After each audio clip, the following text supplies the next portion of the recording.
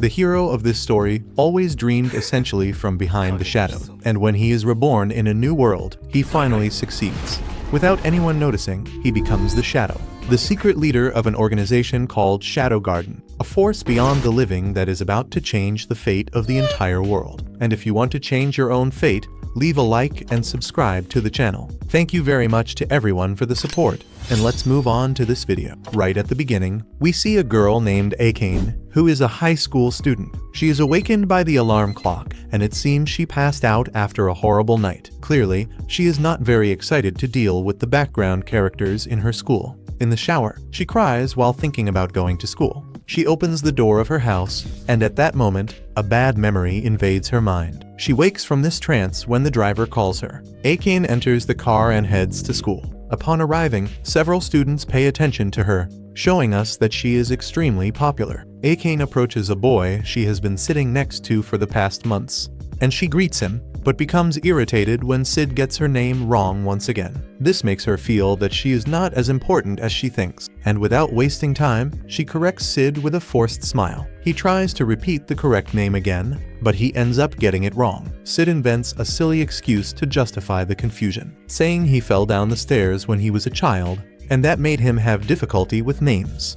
And this excuse is very good, and I will start using it too. But that only worsened poor Bat-Kun's mood. She does not know what to feel regarding Sid. They had been side by side for months, and he had never looked directly at her, not even once. Trying to end this subject, Bat-Kun changes the topic of the conversation, and Sid apologizes for failing, but he continues getting her name wrong. Later, some students approach Bat-Kun and become excited when they learn that she will play the lead role in the school's evening performance. Everyone praises her, since the role would demand even more dedication than last year. Bat-Kun admits she is very nervous, but also excited. After that, she goes to the bathroom, and there she remembers the sequence of events that made her abandon her artistic career in elementary school. Meanwhile, Sid spends his time reading a book, and during his reading, he murmurs something about acquiring more power. The boy is thinking he is Virgil from Devil May Cry. But anyway, near the end of the class, the teacher asks for a volunteer to total the answers from the school festival survey. Bat-Kun volunteers, but she is rejected quickly because of her tight schedule and the tutoring classes she would have that day. The teacher then looks at Sid and asks if he could do the work, and he accepts without hesitation. Bat-Kun is known for being the teacher's favorite, and also very popular among the students. She does this to avoid hostility, since she believed that by being loved by everyone, the chances of being targeted would decrease greatly. At least that was what she thought, and later at night, Sid plays the piano alone at the school, delivering that impressive sonata. Meanwhile, on the street, some criminals ambush Bat-Kun's driver. They end up beating the man until he is left broken, and after several failed attempts to contact him, Bat-Kun decides to walk home alone. During the walk, she enters an alley that seems far too quiet, and suddenly, she feels she is being watched, which leaves her even more frightened. In panic, she tries to find a way to escape that terrifying situation. While she searches for a route of escape, the same two criminals who attacked her driver surprise her. One of them restrains her with a chokehold and tries to cover her mouth, to leave her unconscious before taking her to the hideout. Meanwhile, Sid had been following the criminals silently, observing every step, only waiting for the right moment to act. When Bat-Kun awakens, she realizes she is tied up and becomes terrified. She tries to scream, but one of the kidnappers, who is a former soldier, tells her to stay quiet or she will become a statistic. He makes it clear that she made a mistake by walking alone through the city at night, especially considering her father's influence. The former soldier states that the ransom request has already been sent, and the other criminal is more interested in Bat-Kun's body than in the money, since he would never be able to touch a woman if it were not through kidnapping. He approaches her, reminding her of the previous kidnapping, the one in which she was targeted by a violent stalker. Bat-Kun tries to fight the criminals, but she has no chance against them. The man says he intends to bring back the memories of when horrible things happened to her. At that moment, Sid, who had been observing everything from outside, put on a mask, grabbed a crowbar, and broke into the hideout. Sid responds, saying that his name is Stylish Roofing Slayer, and that is an extremely strange name. It would have been better if he had simply called himself Batman. And without wasting time, and to our happiness, Sid kills that miserable criminal who was trying to assault Bat-Kun. Now, only he and the former soldier remain. After a brief exchange of taunts, Sid accepts the challenge, even knowing he was facing a trained soldier. He begins by using his crowbar as if it were a training staff, but he changes his style when he notices it was not working. Now he starts to use it the same way he did when facing biker gang, with raw strength and direct strikes. Hearing this, the former soldier realizes that Sid is not only a stylish killer, he is the legendary crowbar monster, and that nickname is far better than the other one. Sid finally manages to land a direct hit on the former soldier, and keeps striking until the man becomes completely motionless. Then, he grabs a knife and cuts the ropes that tied Ake. Before leaving, he gives her a piece of advice so she will be more careful when returning home alone. He was not satisfied with his own performance, and if fighting a simple soldier was already difficult, he imagines what it would be like to face a group of armed single mothers. A fight like that would certainly be complicated. After that, Sid disappears, and Akane calls the police. The situation could have been much worse and even reached the media,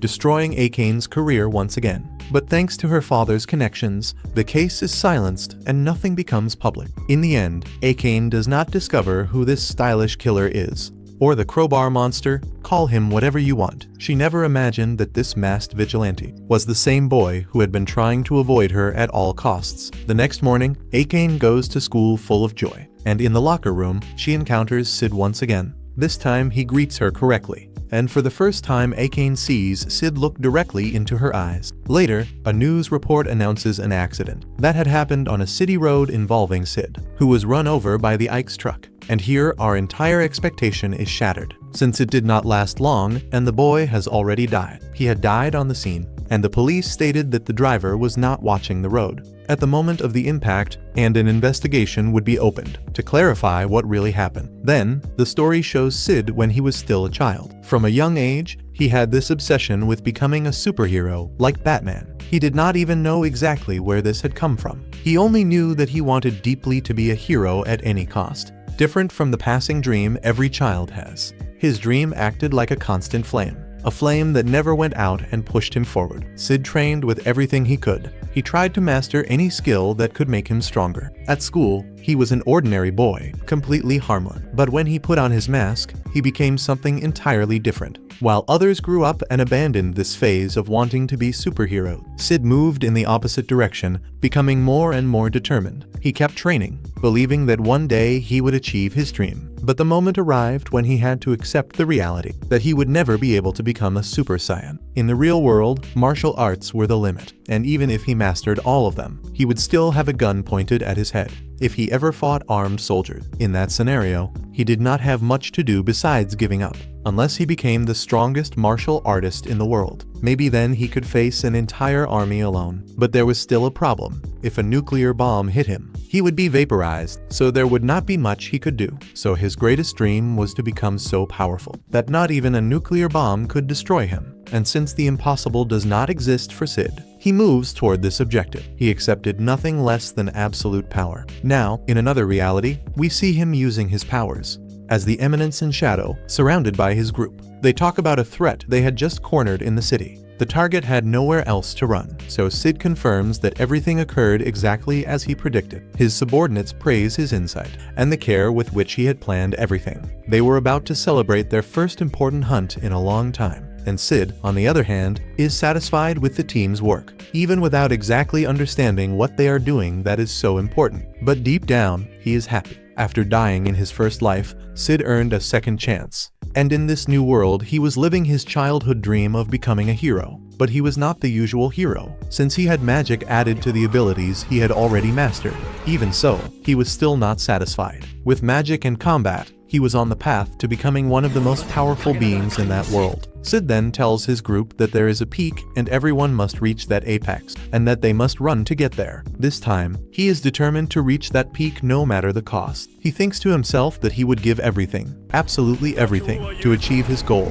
Sid never wanted to be the main hero or the final villain. What he wants to be is the shadow, the one who acts behind everything and reveals his own greatness within the darkness. He confesses this to the young Alpha. She responds by saying that everything he said made sense. She found some ancient texts describing something that seemed to be the cult of Diablos. Sid confirms that this matches his suspicions, and Alpha continues saying that the more they research and learn, the more they discover how powerful the cult is. Before she finishes, Sid completes her sentence. They hide in the shadows, and we hunt the shadows. That was what he truly wanted to become, the eminence in the shadows.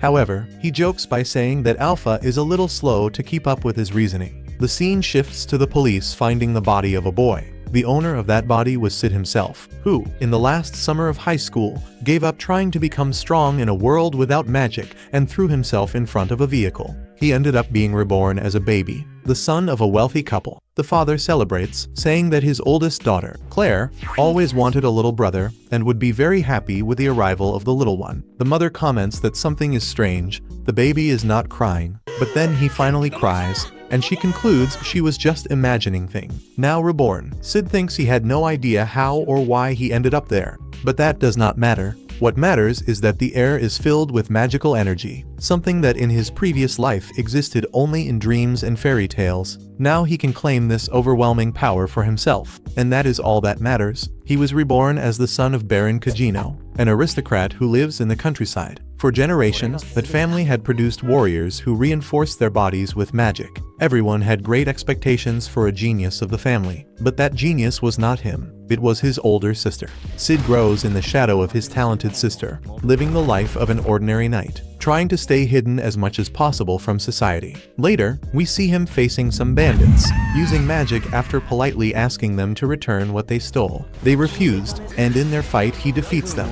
He then collects what they had taken, and while examining the place, he sees a cage. He approaches, thinking it is a slave, but he finds a strange lump of flesh that is still alive. This indicates that the person was possessed. He senses that same magical frequency and realizes what is happening. It is a mana overflow. Sid decides to use that body as an experiment, since it was not his and he would not be at risk. He starts injecting magic and testing things, trying different methods, an entire month of exciting experiments that led nowhere, until he finally understands how to contain the magical collapse. To his surprise, the body returns to normal, revealing a young woman. He is impressed that that strange lump of flesh returned to normal. Without knowing what to do, he decides to perform his first act as the eminence in the shadows. The girl awakens, frightened to still be alive, and Sid, now playing his role, says that he broke the curse that consumed her, setting her free. She asks what curse he is talking about, and he explains that a terrible spell was cast upon her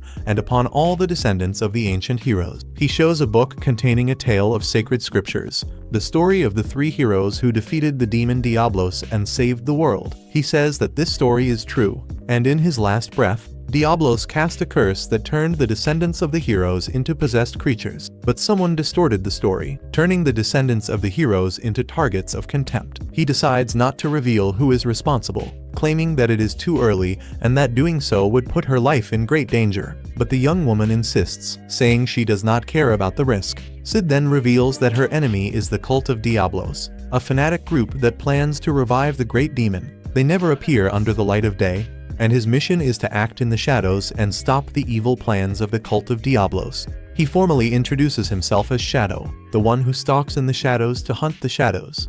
And after this incredible monologue, he explains that his path will not be easy, and that he still needs to complete his missions. Then he asks the young woman if she is prepared to walk at his side. The girl says she lost everything, but since he saved her, she will follow whatever he desires. She will walk with him and punish the guilty, and accepts this willingly, naming their organization Shadow Garden and giving herself the name Alpha. And after inventing this entire story and performing his first improvised act with mastery, 3 years passed. He is now 13 years old as a knight in training. He continues being only an ordinary boy.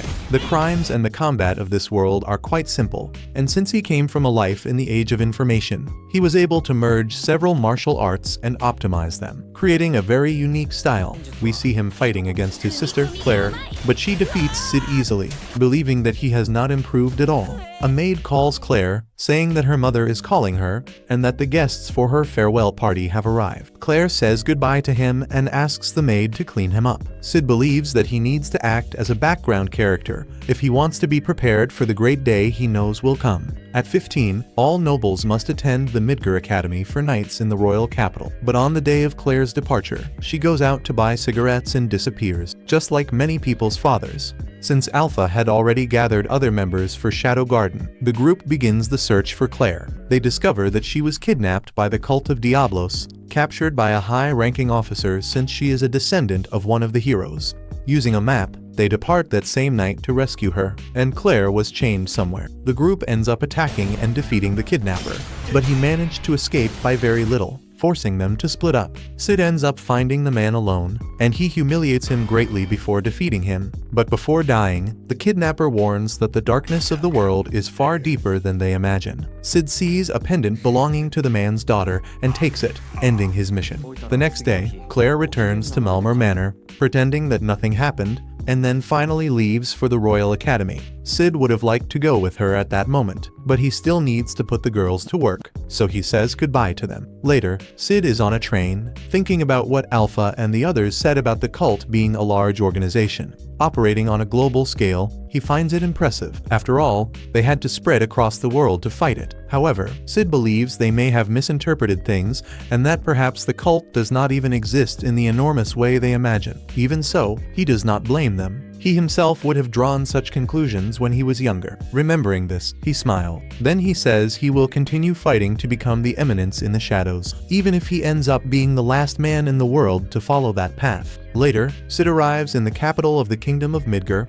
and he looks at a tall and majestic building, remembering when he was enrolled in the same school as his sister, the Midgar Knight Academy. He recalls that the school was intended for the most promising students, both from the kingdom and from outside it. Even so, he does not understand how he was accepted, since he considered himself only a secondary character.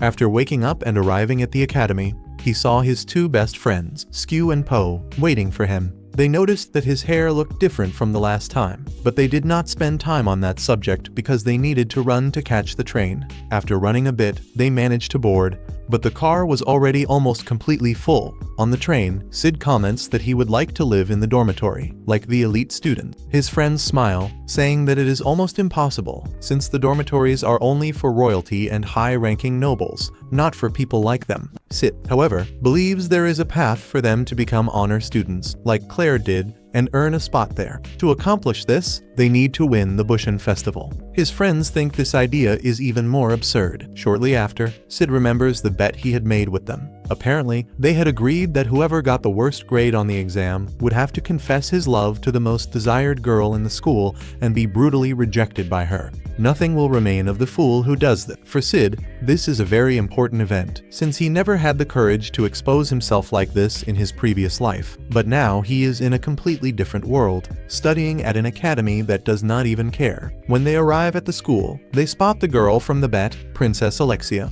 A student is kneeling in front of her, offering flowers in front of several other students. He speaks like a true noble, elegant and confident, but Alexia rejects him immediately. Seeing this, Sid's friends say he cannot back out now. They are determined to make him fulfill his bet. Sid, on the other hand, is optimistic. He just wants to finish quickly, since he is absolutely certain that Alexia will reject him at once.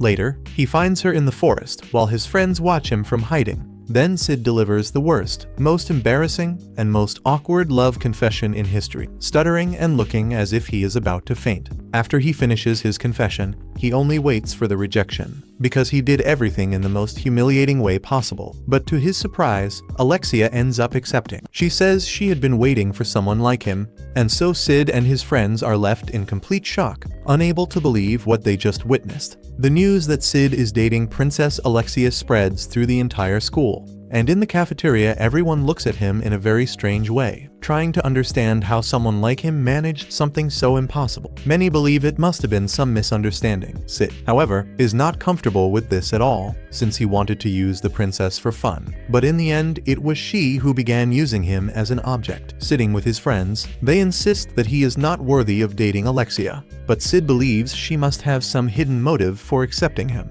His friend, however, tell him to enjoy it, since she is the most desired girl in the school. At that moment, Alexia appears and sits at the table with them, confirming the rumors even more. She receives a different meal, with enormous portions, and Sid's friends wonder how she will eat all of that. Alexia replies that she never finishes everything and that she would not mind sharing with lower-class students. Hearing this, Sid begins his operation, "Break up with me now." He sticks his chopsticks into her food and takes a piece, something unthinkable for a noble. But instead of ending the relationship, she invites him to take sword lessons with her. even though Sid says he already trained in the lower division. She explains that she secured a spot for him in Session 1. This session is reserved for high-ranking nobles. And on the first day of class, Instructor Zenon explains how the training works. Students are paired so he can evaluate strikes and counterstrikes, and, of course, Sid ends up being placed to fight against his own girlfriend, exactly as she wanted. During the match, Sid notices that she is not actually that good.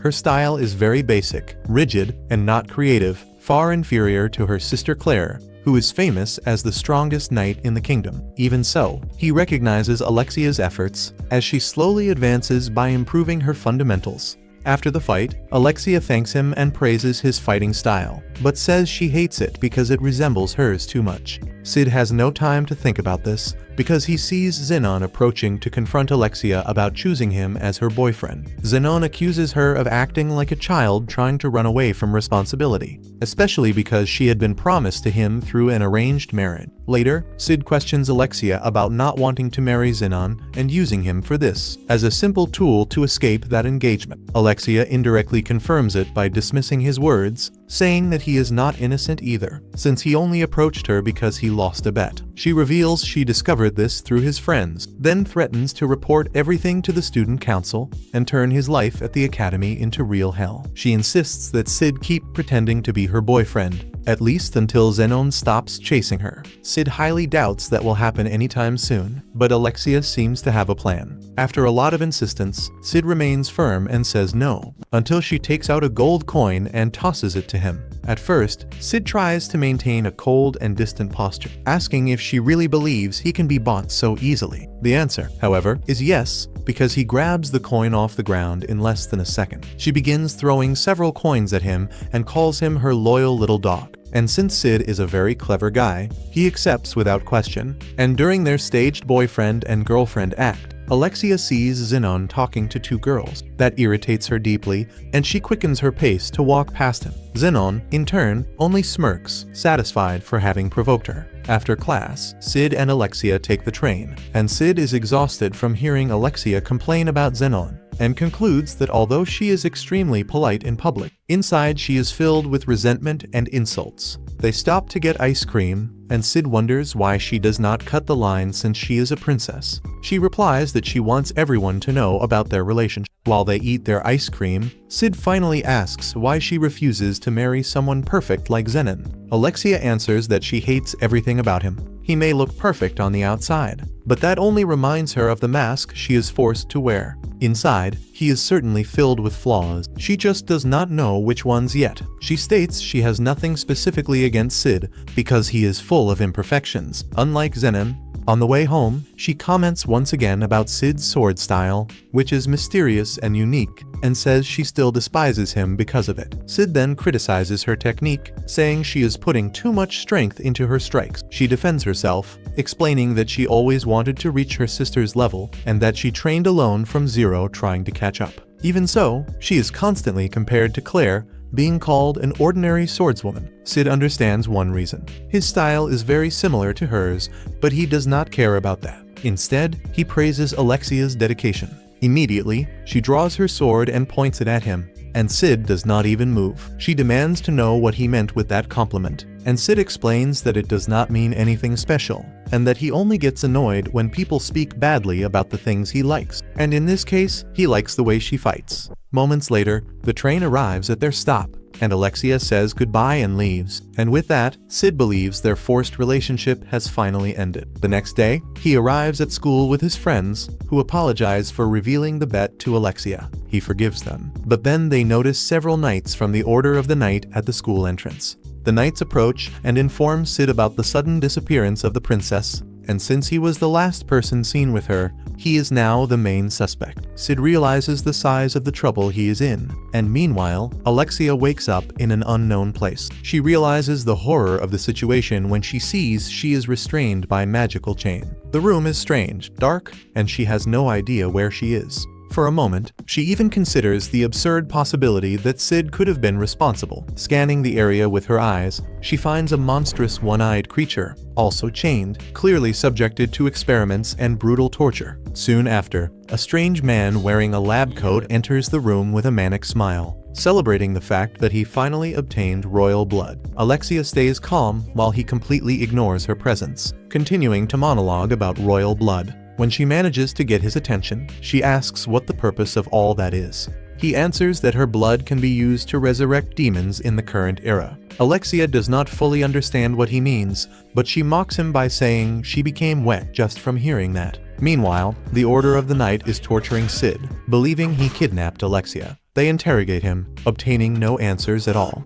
They become extremely irritated, deciding to increase the intensity of the torture. They use long claw-like needles and pierce his thigh. Sid screams in despair, begging for his life, swearing he does not know where she is. They believe he is finally telling the truth, but they do not know he is merely acting. He waited his entire life to be tortured while pretending to be a random NPC, and now another one of his dreams has come true. This guy is completely unhinged. Back in the hideout, Alexia believes her sister must already be searching for her. However, she is quite surprised that the search is taking so long. Despite the chaos, the sinister doctor continues extracting Alexia's blood, and with each syringe his enthusiasm grows in a grotesque way. Desperate, Alexia begs him not to take so much blood, saying she is not ready to die. The doctor, however, assures her he will not let her die, because he still wants much more blood. When he tries to collect more once again, the needle cannot pierce her skin, and this infuriates him. In crisis, he screams that he is frustrated for being unable to progress in his research. Taking out his anger, he begins stomping on the head of the monstrous creature chained beside Alexia. She tries once again to distract him, mentioning the blood extraction, trying to make him stop. This leads him to grab a bowl of rice and attempt to force Alexia to eat, pushing the food against her mouth while she resists. According to him, this would increase her blood volume, although Alexia is certain that none of this is for her benefit. The strange creature beside her watches everything in silent awareness. Meanwhile, Zenon goes to Princess Iris, Alexia's sister. Iris praises him for his cooperation, and Zena, however, claims to feel partially responsible for what happened, since the princess disappeared inside the school grounds. Both agree that rescuing Alexia must be the highest priority, and despite the report she received, Iris believes that Sid is responsible for her sister's disappearance. But Zenon argues that Sid would never be capable of defeating someone on Alexia's level, much less capturing her. Iris comments that Sid remained in absolute silence during the 5 days he was imprisoned. She thinks he should be released, but watched closely. Zenon agrees and insists that Sid had nothing to do with the kidnapping. Yet Iris remains disturbed. She hates the idea that students from her sister's academy could be involved in something so serious. In addition, she laments that there is so little help available to search for her sister. Zenon tries to comfort her, saying she should not carry the burden alone, and then asks how he can help. Iris asks him to maintain order inside the academy while she continues the search. Meanwhile, Claire, Sid's sister, is furious that he has been detained for so many days. She demands his release and requests permission to look for him, but she is completely ignored. At the same moment, Iris is overwhelmed by memories of her missing sister. She recalls the rare moments they spent together, almost all of them dueling with swords. It had been a very long time since their last real conversation, and Iris fears she may never have the chance to talk again. A few days later, Sid is finally released and takes a train back home. Still injured, he decides not to treat his wounds, since a background character must endure his hardships. But he soon notices he is being followed. When he gets off the train, the men continue after him, and a woman quickly passes by him and whispers for him to meet her later. When he arrives in his room that night, Sid finds Alpha waiting for him. He is surprised, since he expected Beta, who should be fulfilling her assistant duties. She then updates him on the investigation regarding the cult of Diablos. She assures him that Shadow Garden will help him resolve the princess's kidnapping case, and asks that when everything ends, they be rewarded with dinner. After that, she asks what should be done with the 2 men who tortured him, but Sid answers that they were only performing their duties and that he does not care. Meanwhile, because of all the forced bowls of rice and the blood extracted, Alexia is extremely weakened and can barely speak. Poor her. Meanwhile, we see Sid preparing the entire scene, completely excited, so he can make his perfect entrance. When Delta arrives, he delivers his incredible monologue. While drinking a bit of wine, Delta says everything is ready. She explains that the plan is to launch simultaneous attacks on all the hideouts of the cult of Diablos. Spread across the capital, they will search for traces of Princess Alexia's magic at the same time. But then Sid interrupts her, handing her a letter and saying that tonight the world will know them. Meanwhile, we see the two scoundrels who were torturing Sid earlier, whispering about something. When Sid walks by, they try to incriminate him, saying he is wearing one of Alexia's boots. Then they attempt to kill him, but Sid is quick, kills 3, and cuts off the arm of another. While the man with the severed arm talks nonsense, saying he will never escape from this, Sid goes there and kills him too. Beta watches everything from the corner like a fanatic, noting everything he does. Then an explosion occurs, and we see Delta cutting everyone down. Soon we see Iris talking to some of her guards, wondering what is happening to the world and where her sister is. Then the scene switches to Alexia, who remains imprisoned. She tells the monster that it is a bit difficult to sleep because of the noise from the explosions. But while she is there talking to the monster beside her, the mad doctor suddenly arrives, saying they are coming. He is holding a box filled with syringes containing blood, or some insane mixture of it. He grabs one of the syringes and injects it into the monster, which becomes far stronger. The monster then breaks free, and the first thing it does is kill the doctor, that wretched man. At that moment, instead of killing Alexia, it frees her. Right after, it goes out destroying everything, and Alexia runs away to survive. She grabs the key that was on the doctor's body and frees herself from the remaining shackles, and also takes the sword that was beside his corpse.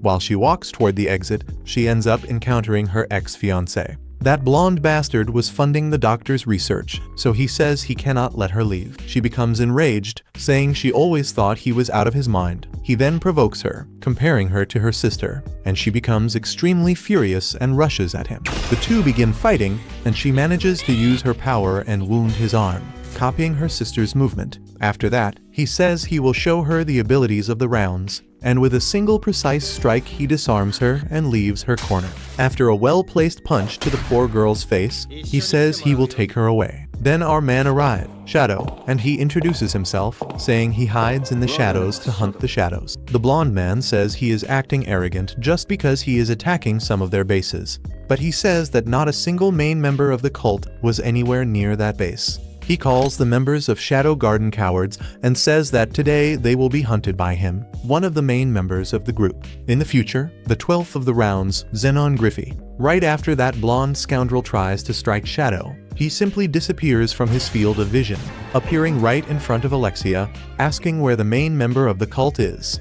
Elsewhere, we see the knights trying to fight the monster, but everything is useless. The creature simply throws everyone far into the air.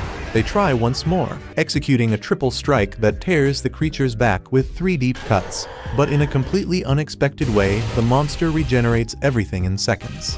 Realizing they are not dealing with an ordinary monster, the knights receive immediate orders to gather all nearby units and use full force, even if that means destroying city buildings. The population had already been evacuated, so it is fine. At that moment, Princess Iris arrives on the battlefield, and without hesitation she unleashes violent blows against the monster, preparing to finish it once and for all. The creature rises again as if nothing had happened. The knights are shocked by the creature's absurd endurance, and Iris, furious, cuts off one of its arms, but another one simply grows in its place. The princess is not frightened. On the contrary, her determination increases. She realizes she will only defeat it if she tears it apart completely and scatters its pieces across the ground. Before she can cause the creature more suffering, Alpha arrives in time to stop her, and Iris asks who she is, and the woman calmly answers that her name is Alpha. She then releases a devastating strike that forces the monster to return to a more humanoid form, and even as she approaches, she shows compassion for the creature. When Alpha prepares to leave, Iris demands that she come back, but Alpha simply says that her presentation is over, and that Iris should act like a good spectator and just watch. Before disappearing, Alpha reveals that she is from Shadow Garden and that Iris should keep her distance from them. Iris is paralyzed, trying to understand who or what this mysterious group is. An explosion behind her brings her back to reality, reminding her once again of Alexia. Meanwhile, Sid and that blonde scoundrel keep fighting in front of Alexia amid the ruins of the previous clash. During the battle, Xenon begins to understand why so many members of the cult were defeated by Sid. They simply underestimated him. Seeking to display his true strength, the blonde scoundrel activates a technique called Power of a Future Knight of the Round, but nothing works. Every strike, every charge, Sid ignores everything with ease. Alexia even begins to feel an unexpected admiration for Shadow's strength. not imagining that he is the same Sid who pretended to be her boyfriend. Sid then mocks Zenon, saying that this future Knight of the Round power does not come close to what he achieved as a fighter. This enrages Zenon, who charges with a brutal attack, but Sid dodges as if it were nothing. Alexia is surprised, since his physical abilities are absurd, but his sword style is the same as hers. It is simple, direct, and built from scratch. And suddenly Alexia realizes that Sid is the only person who fights exactly like she does. Zenon reaches his limit and demands that Sid reveal his true identity, since no one that's strong should be a simple student. And Sid answers, "We are Shadow Garden, and we hunt those who live in the shadows." In desperation, the blonde man uses his final card, swallowing pills that amplify his strength beyond human limits. His body transforms and his muscles distort, and he assumes a new form, the Third Awakened. Zenon believes that only those capable of fully controlling the power they carry should be allowed to fight among the Knights of the Round. He then unleashes a new force, which he calls the power of the Almighty, but this only irritates Shadow. He is deeply offended by the fact that Zenon compares himself to a god. For Sid, this is blasphemy, an insult to the true meaning of absolute power. Enraged, Shadow advances and begins delivering brutal strikes against the blonde man. He declares that there is no true strength when someone relies on power that is not their own. And before finishing Zenon, Sid tells a story. He tells the story of a boy who wanted to survive a nuclear bomb. He trained his muscles, his mind, refined his abilities to their highest limit. But even then he could not survive the bomb. Yet he could never give up. So, after years of training, he reached a single conclusion. If he does not want to be vaporized by the bomb, he simply has to become the nuclear explosion itself. He says that the true meaning of all powerful will now be engraved in his mind. It is then that he uses the most absurd strike in all anime, I am atomic.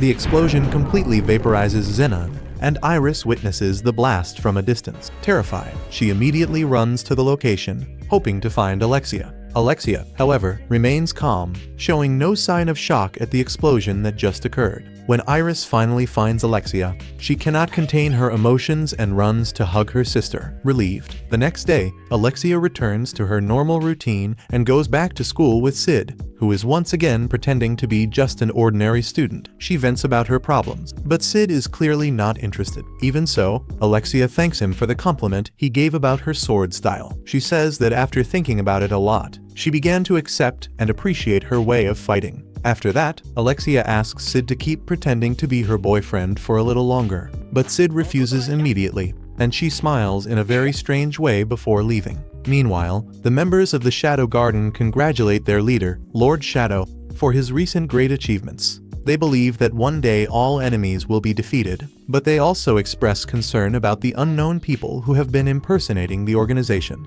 Even so, they assure that those imposters will be properly punished at the right moment. At the same time, Princess Iris begins connecting the dots about the cult of Diablos and the Shadow Garden. She believes there is some obscure connection between these two forces. For that reason, she decides to create a new investigation team led by Glenn Marco. Back at the school, a girl carrying a stack of books bumps into Sid when he accidentally blocks her path. The books fall, and Sid tries to help her stand up, but she remains still, almost paralyzed in front of him, as if she had completely frozen. Somewhere else, a man is chased and captured, begging for his life, but he ends up being killed immediately by the sword of the Shadow Hunter, who announces his identity before vanishing into the darkness. Later, Sid is in a restaurant with his friends, preparing a hot broth. They ask about his relationship with Alexia, and Sid answers that they simply broke up, and that is the end of the subject. His friends explode at him, asking if they had at least gotten close once, and Sid replies that they had not.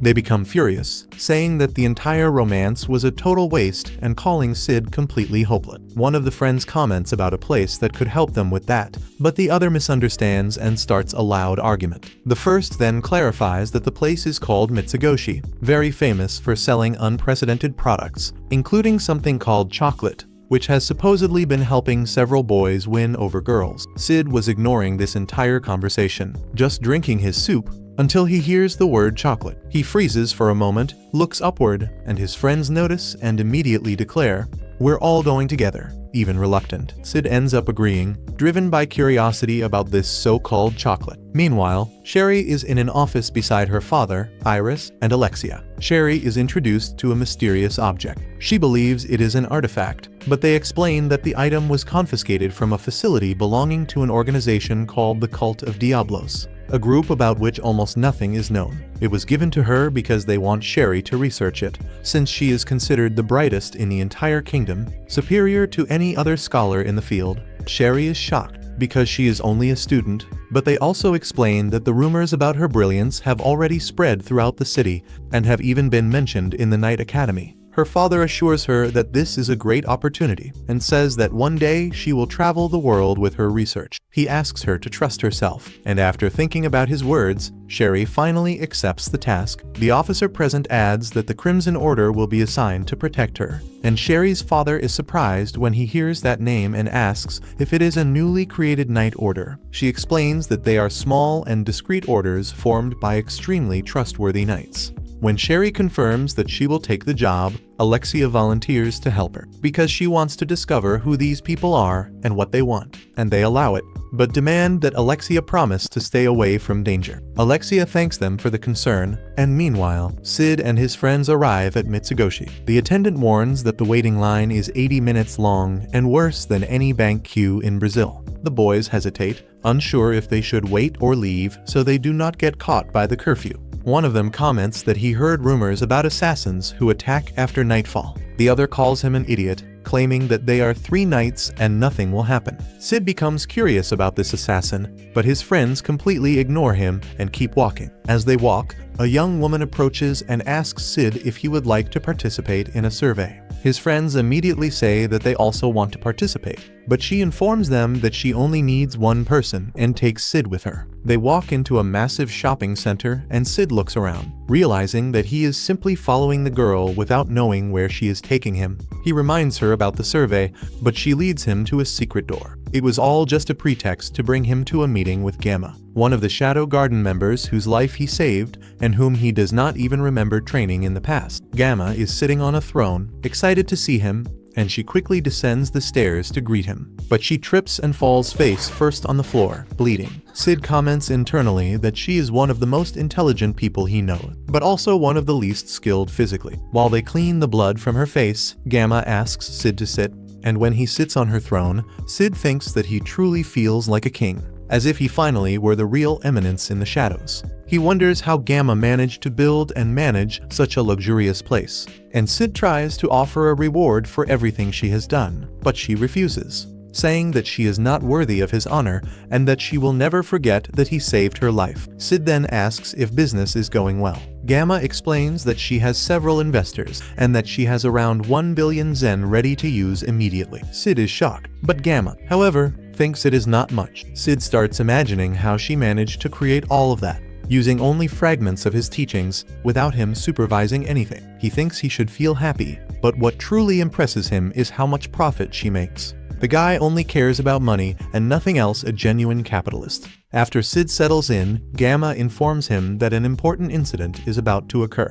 A mysterious assassin has been appearing in the capital, pretending to be part of the Shadow Garden. They are already investigating, but they still have not captured the culprit, and she assures him that this imposter will be punished. Sid remembers his friend's comments about an assassin wandering the city, and he tells Gamma that he has an idea of who it might be and that he will investigate personally. Gamma immediately begins praising him, saying she expected nothing less from the Sovereign of the Shadows. As he starts to walk away, Gamma introduces Nu to him, saying that she is the newest member and that he may use her however he wishes. He says he will call her if he needs anything, and as he is about to leave, he says that he wants chocolate. While they talked, he was stealing some of her Zen, and she informs him that the chocolates will be given to him for free, and he seems very excited. Soon after, we see Sid and his friends running with chocolates in their hands, almost late for the curfew, and they complain to Sid for returning too late, saying he was flirting with the girl from the survey. And he apologizes and reminds them that he brought chocolate for them. While running, he thinks that Alexia is the assassin and wonders why.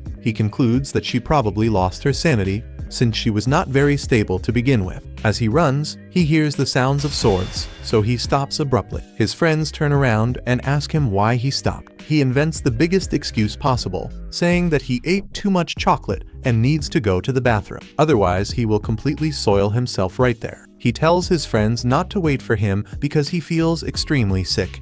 Then we see Alexia fighting the Shadow Hunter. While she fights, she notices that he has split into 3, and she starts facing them alone. Until Sid himself appears, and she realizes they are imposters. 2 of them are killed immediately while the other escapes. When Sid tries to leave, Alexia stops him to ask what he wants, what he uses all that power for, and who he is fighting. Sid turns and tells her to stay out of it and vanishes. Sid goes out searching for the one who escaped and finally finds him. He confronts him, asking if he thinks he can run away from him until Gamma appears. Since she did not expect him to capture the man so quickly, she asks to take him away so she can gather more information. Sid tells her not to ruin everything, and she says she will not. She threatens the imposter, saying that she is not as merciful as Lord Shadow. Somewhere else, we see Alexia explaining what happened to Iris. Iris asks if she is alright, and Alexia begins by saying that the assassin is not from the Shadow Garden. Then Iris says that maybe the assassin belongs to a different organization that easily assumed the name.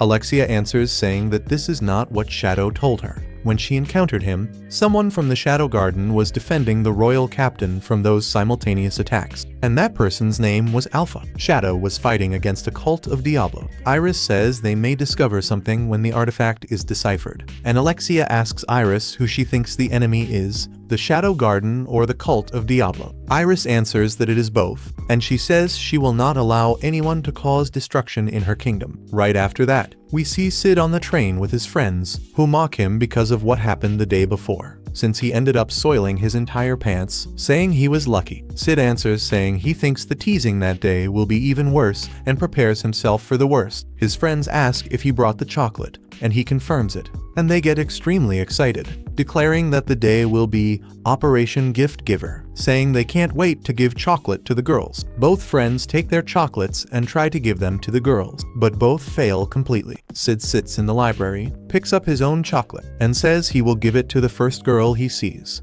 He begins walking, then sees a girl named Sherry who is studying the artifact she was given to examine. He simply places the chocolate on top of her book and says she can keep it. Then he leaves, and Sherry looks at the chocolate, confused. Sherry is in her room studying, looking at the chocolate and wondering what she should do with it. Her father walks in coughing and sees the chocolate, and she explains it was a gift from a boy. He says that must be love at first sight, and her father asks what she will say in return, but she becomes very confused. He explains better, saying that although the research is important, she also needs to learn how to interact with other people, because to him that is what school is supposed to be. He asks how the deciphering of the artifact is going. She says she has already started, and then he begins coughing louder and more frequently. Sherry says she will call the doctor immediately, but he stops her, saying he feels much better. He only feels lucky to have a daughter like her. She says she is the one who is lucky to have a father like him. And then he tells her that her mother was a good researcher, so she will handle the work. Sid's attention is then drawn to a poster announcing a fencing tournament. As he looks at it, he is followed by Niu,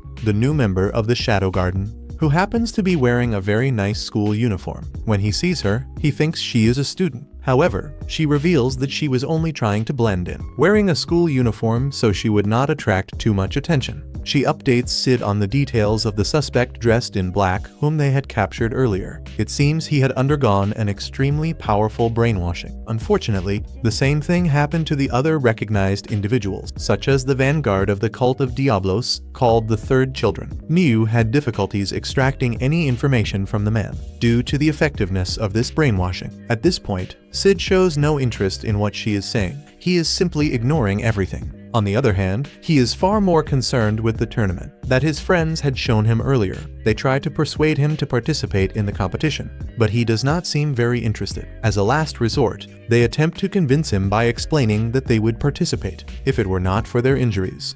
Apparently, they took arrows to the knee, and only a few people will get that reference. Sid, however, insists repeatedly that he is not taking it seriously at all, although he is slightly interested in the tournament. Surprisingly, they try using the strategy of making girls like him as a way to convince Sid. but he does not fall for it, since he is Sigma and responds by punching everyone. Sid takes the poster from their hands and examines it carefully, while his friends roll on the floor in pain from the strikes. Then he remembers that Neo mentioned the cult of Diablos, which had started that tournament as a method of recruiting orphans. They administer drugs to wash their brains and turn them into children of Diablo. It seems this was an operational method used by the cult many years ago. In addition, Neo suspects that the cult is only using his name and Shadow Garden in an attempt to lure them out of their hiding places. Even after hearing this, Sid remains determined to compete in the event. And at that moment, he is informed of the arrival in the capital of a first child named Rex. From what it seems, the first child is someone who developed a sense of identity, despite being one of the children.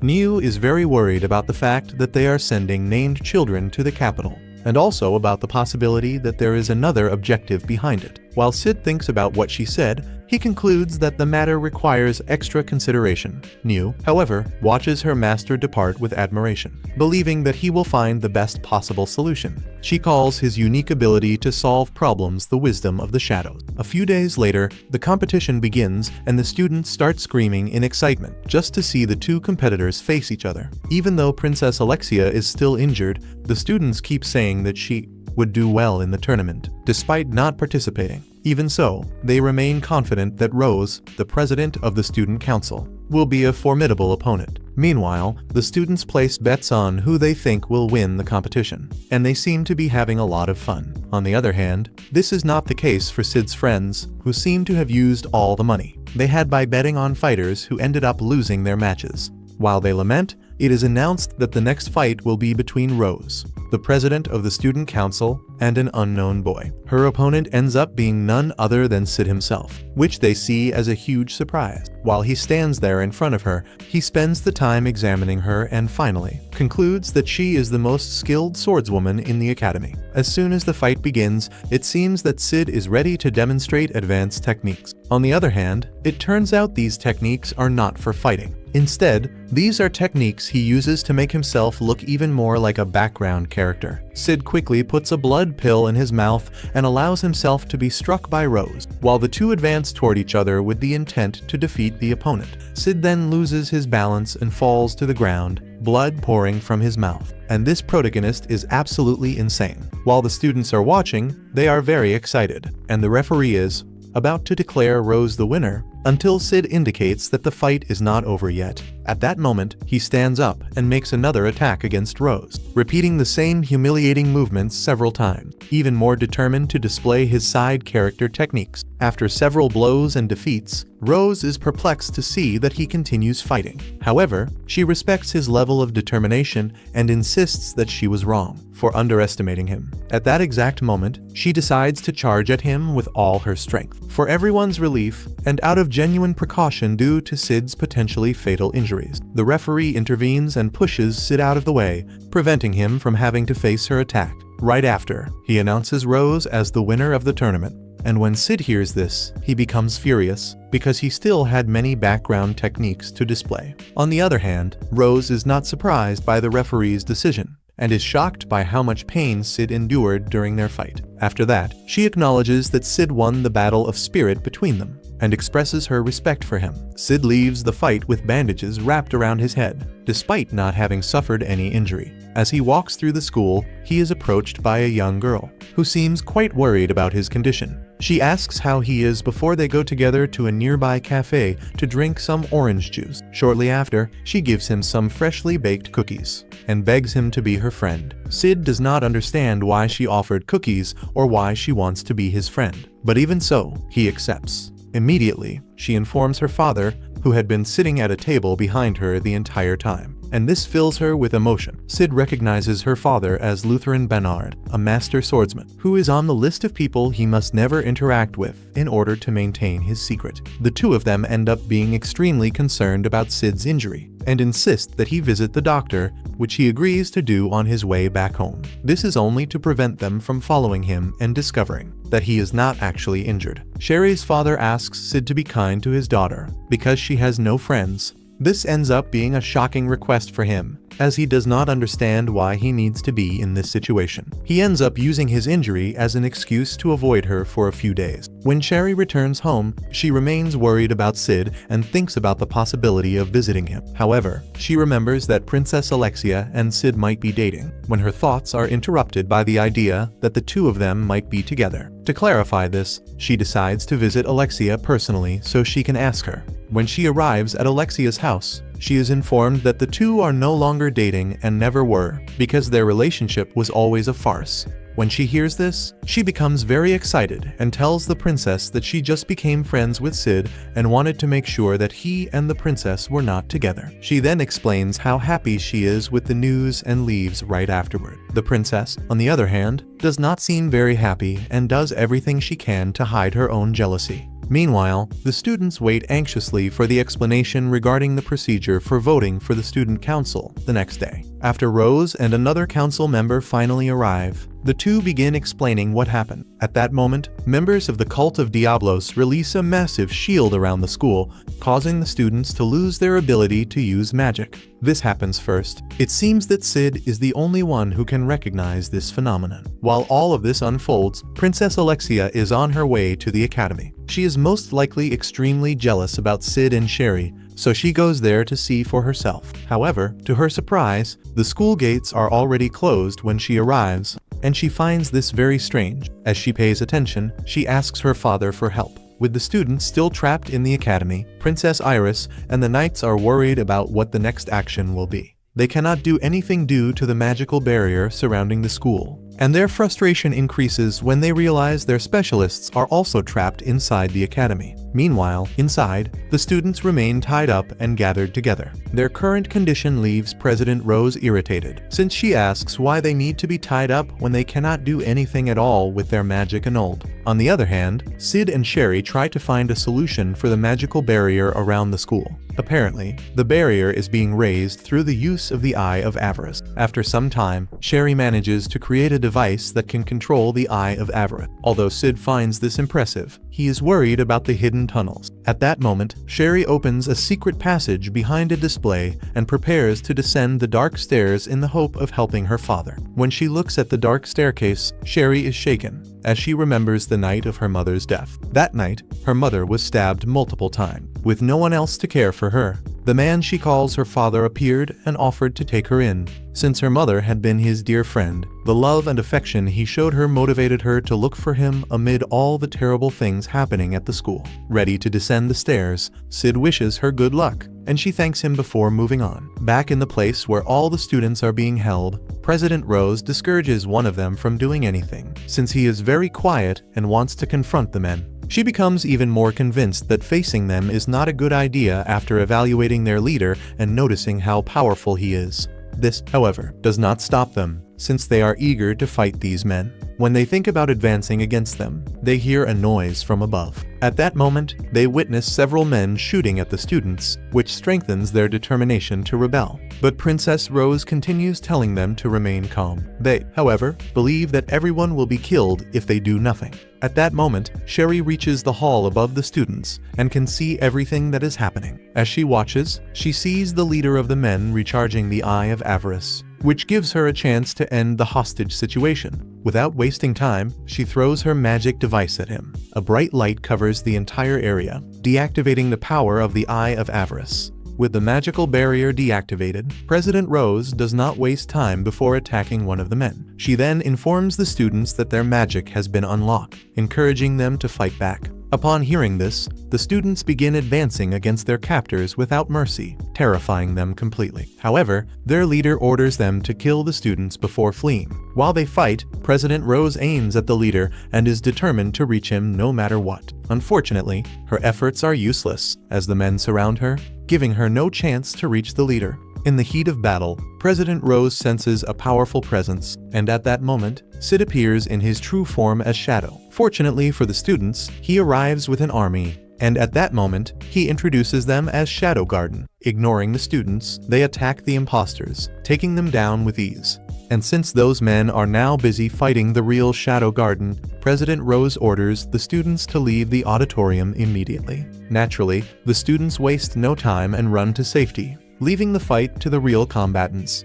Meanwhile, Sherry continues looking for her father, who is nowhere to be found. On the other hand, the leader of those men, whose name I forgot, releases a chemical that sets the building on fire. With the barrier down, the princess and the knights break into the place. They end up seeing the students outside, already safe, while the building is engulfed in flames. When she asks what happened, President Rose says they were saved by a mysterious organization called Shadow Garden. Hearing that name once again leaves Princess Iris irritated and deeply worried. While all the students are safe, Sherry remains inside the burning building, still searching for her father. However, the leader of the strange men goes to the office in the building in order to remove his disguise. Before doing that, he ends up burning some books, and at that moment, Sid arrives and asks why he is wearing such a costume. As surprising as the question may seem, he reveals that the leader is actually Professor Lutheran Barnett, Sherry's father. With his identity revealed, the professor removes the mask and demands to know how Sid found out. Sid teases him,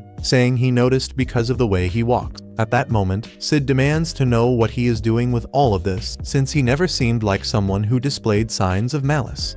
It is then that the professor reveals he is doing this because he never had the chance to reach the highest and most glorified level of sword mastery he hoped to achieve, despite being exceptional. This dream of his was stopped by an illness, right when he was very close to reaching it. Furthermore, he tells Sid about his involvement in Sherry's mother's research, which led him to obtain the Eye of Averett. However, at the time, she believed it was dangerous and suggested they hand it over to the government to keep it secure. This ended up making the professor extremely angry, leading him to kill Sherry's mother in the most horrible way possible. When Sherry found her mother, she never knew what had happened and continued her mother's research, unaware that the man she considered her father was actually the one responsible for killing her own mother. Upon hearing this, Sid states that everyone has something they claim to possess in their journey through life. After the two share their strange and brief ideologies about life, they decide to stop talking and fight. Sid then draws his sword to face the professor, and as expected, he uses the most useless form of Grim possible.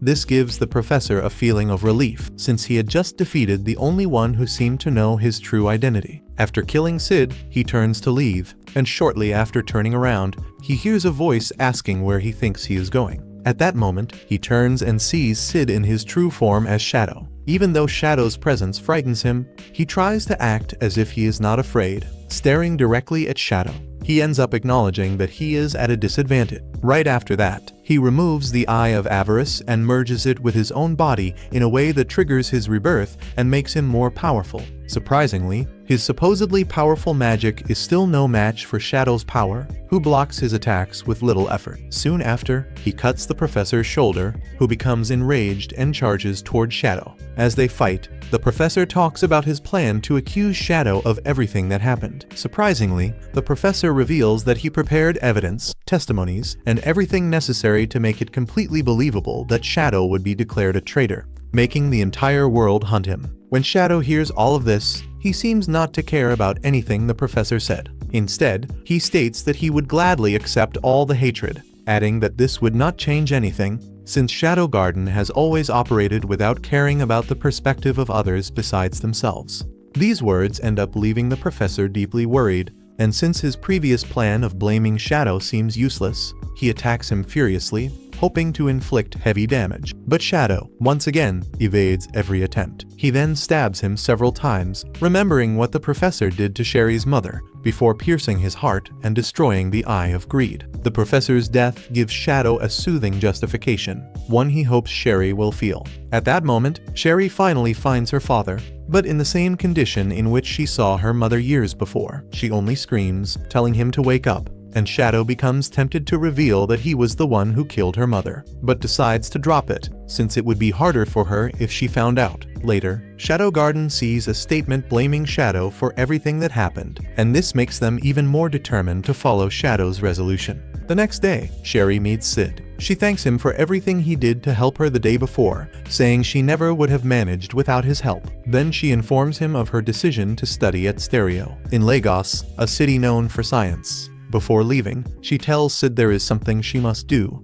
and she chose to go to Stereo in search of knowledge to accomplish it. She also says she wishes she had gotten the chance to know Sid better. And as she picks up her bag to leave, Sid asks what this thing she needs to do is, and she answers that it is a secret. Due to the destruction of the school caused by the violent battle between the fake Shadow Garden and the real Shadow Garden, the students are forced to return home, and this ends up becoming an early summer break for them. However, with all the students gone, Sid remains in the dormitory since he has nothing to do at home, even though he starts to realize he also has nothing to do at school. As he spends his day resting, he receives a letter from Alpha, saying he needs to go to the Holy Land, Lindy Warren. Meanwhile, one of Lord Shadow's girls, Beta, looks at herself in the mirror. At first she appears quite discouraged, but suddenly she transforms her body into a supposedly perfect one. At that moment, she reveals how Lord Shadow gave her the power to change her destiny when he first met her. Nothing too surprising. She simply decided at that moment to use her power to alter her current form, since she does not consider it very admirable. Since then, she has become obsessed with him, and this led her to write and create the story about how he considered her his charming young alpha.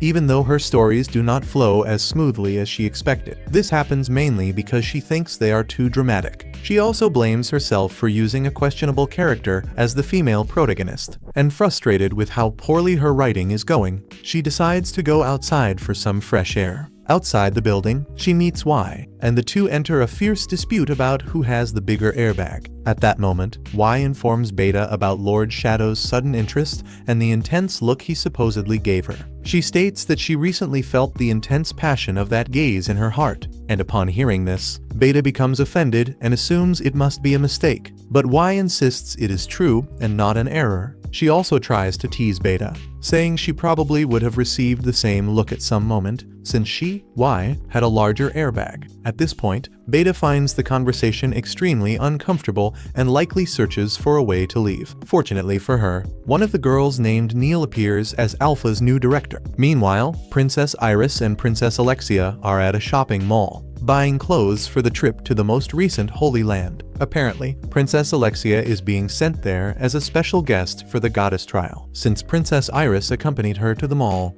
she asks her sister to follow the capital's trends. Princess Alexia, however, assures her sister that she will be able to use the time to invest in matters related to the recent events in the kingdom and gather useful information to help them deal with the unresolved issue. She also asks her sister to remain calm, since her innocent appearance would make her free of suspicion. Hearing this, Princess Iris becomes optimistic, since she believes people are less cautious around Alexia than around herself. Although she does not want her sister to get involved in the investigation and would have preferred not to tell her anything. As they talk, they are interrupted by the mall president, who apologizes for not having come to greet them earlier. Upon arriving, she offers some delicious snacks, and seeing how tasty they are, Princess Alexia demands that some of them be taken to her room.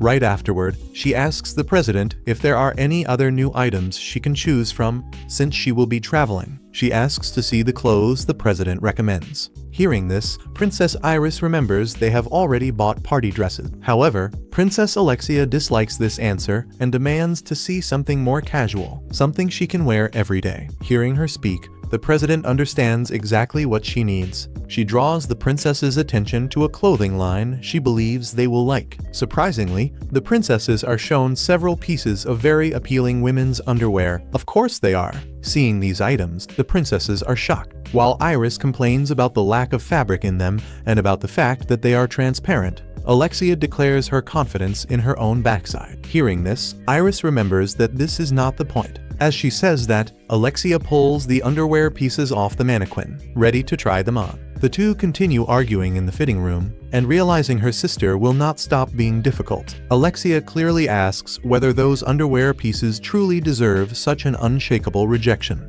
In response, Iris is left speechless, unable to give a definite answer, and this leads Alexia to victory, making her buy the lingerie and several similar items. Meanwhile, later on, When the school building was in flames, students ran around trying to save whoever they could find. Princess Rose, however, remained determined to find Sid. She does this because she had apparently fallen in love with him right after he saved her life. Upon seeing her, Sid, who was lying down covered in bandages, becomes frustrated. This is because he did not want to be disturbed at that moment. Unfortunately for him, his act of heroism ended up securing the heart of the student council president. And that day, President Rose remains at Sid's side. During the trip, he is quite irritated by her insistence. He wishes he had waited until the night, since he could have reached the Holy Land easily. He even blames himself for choosing to take a train like a true side character. And throughout the journey, Sid must deal with her excesses. She wants to know why he is going to the Holy Land, and whether it is because of the goddess trial. In response, he admits that this is indeed the reason, but in truth, he has no idea why Alpha summoned him. He simply assumes it might be because of this goddess trial. As he thinks about it, Princess Alexia thanks him again for saving her life. Then she confidently states that the path ahead of them together will be thorny. Surprisingly, Princess Iris declares that no one would approve their union or give them the blessing needed for them to be together, no matter how little Sid cares. Still, she continues talking about the possibility of them being together. And this time, she encourages him to win the goddess trial, saying his victory would allow her to talk to her father about being with a brave young man like him. While she keeps talking, Sid does not care at all. He is focused on the divine teachings she placed before him. Looking more closely, he recognizes one of the sacred sites as Lindworm, the place he is probably heading to. It was the site where the goddess had once descended to Earth to grant power to 3 heroes. At that moment, she keeps talking about how thorny the path for them to be together will be. She also demands that they keep their relationship secret and tell no one about it. At this point, Sid realizes what she has been trying to do the whole time. Apparently, she was only trying to convert him to her religion. This makes him even more eager to have some space. And that night, she goes to his cabin to see how he is. But he is not there. Seeing this, she becomes disappointed and returns to her own cabin. If she had looked up, she would have seen Sid hiding directly above the door, protecting himself from her constant conversations about them being together. After 2 days avoiding her and keeping his distance, Sid finally arrives in the Holy Land. While walking through the city, she sees her favorite author, Natsumi, at a signing event. For the first time during the trip, she leaves him voluntarily because she wants to meet her favorite author. When she leaves, Sid looks at the books written by Natsumi. Seeing them, he believes these stories were shamelessly plagiarized. The plots make him realize the writer was likely reincarnated as well. And wanting to know who this writer is, he goes to the signing event. Upon standing before the author, he realizes it is none other than Beta. She had apparently written the stories he had told her about his past life stories he shared to help her find inspiration for her writing. However, he becomes very disappointed that she simply wrote them exactly as he said. When Beta returns the signed book, she informs him that the mission details are written there. He, however, does not pay much attention and becomes angry that she did this, saying how disappointed he is. After the event, Rose catches up to Sid again and starts talking, this time about the book. When Sid opens it, he sees a strange writing in the space reserved for the author's autograph. The two find it difficult to decipher and do not know what it means, but Sid thinks it is very cool. On the other hand, we see Alpha, who finds herself in a murder scene. Seeing the bodies of the high officials of the Holy Land, she tries to discover who killed them. While she observes the bodies, a guard enters, and upon seeing her leaving the scene, he assumes she is responsible for the murder. This leads them to order the closing of the cathedral in hopes of capturing the killer. The sound of the bell announcing that there is a fugitive murder suspect is heard by Sid, who laughs loudly when he hears it. While watching from the top of a rooftop, he sees someone moving in the shadows, and shortly afterward he reaches them. And he does not do much, because Y cuts the man down with her powers. Seeing her, he asks about the report of the most recent mission,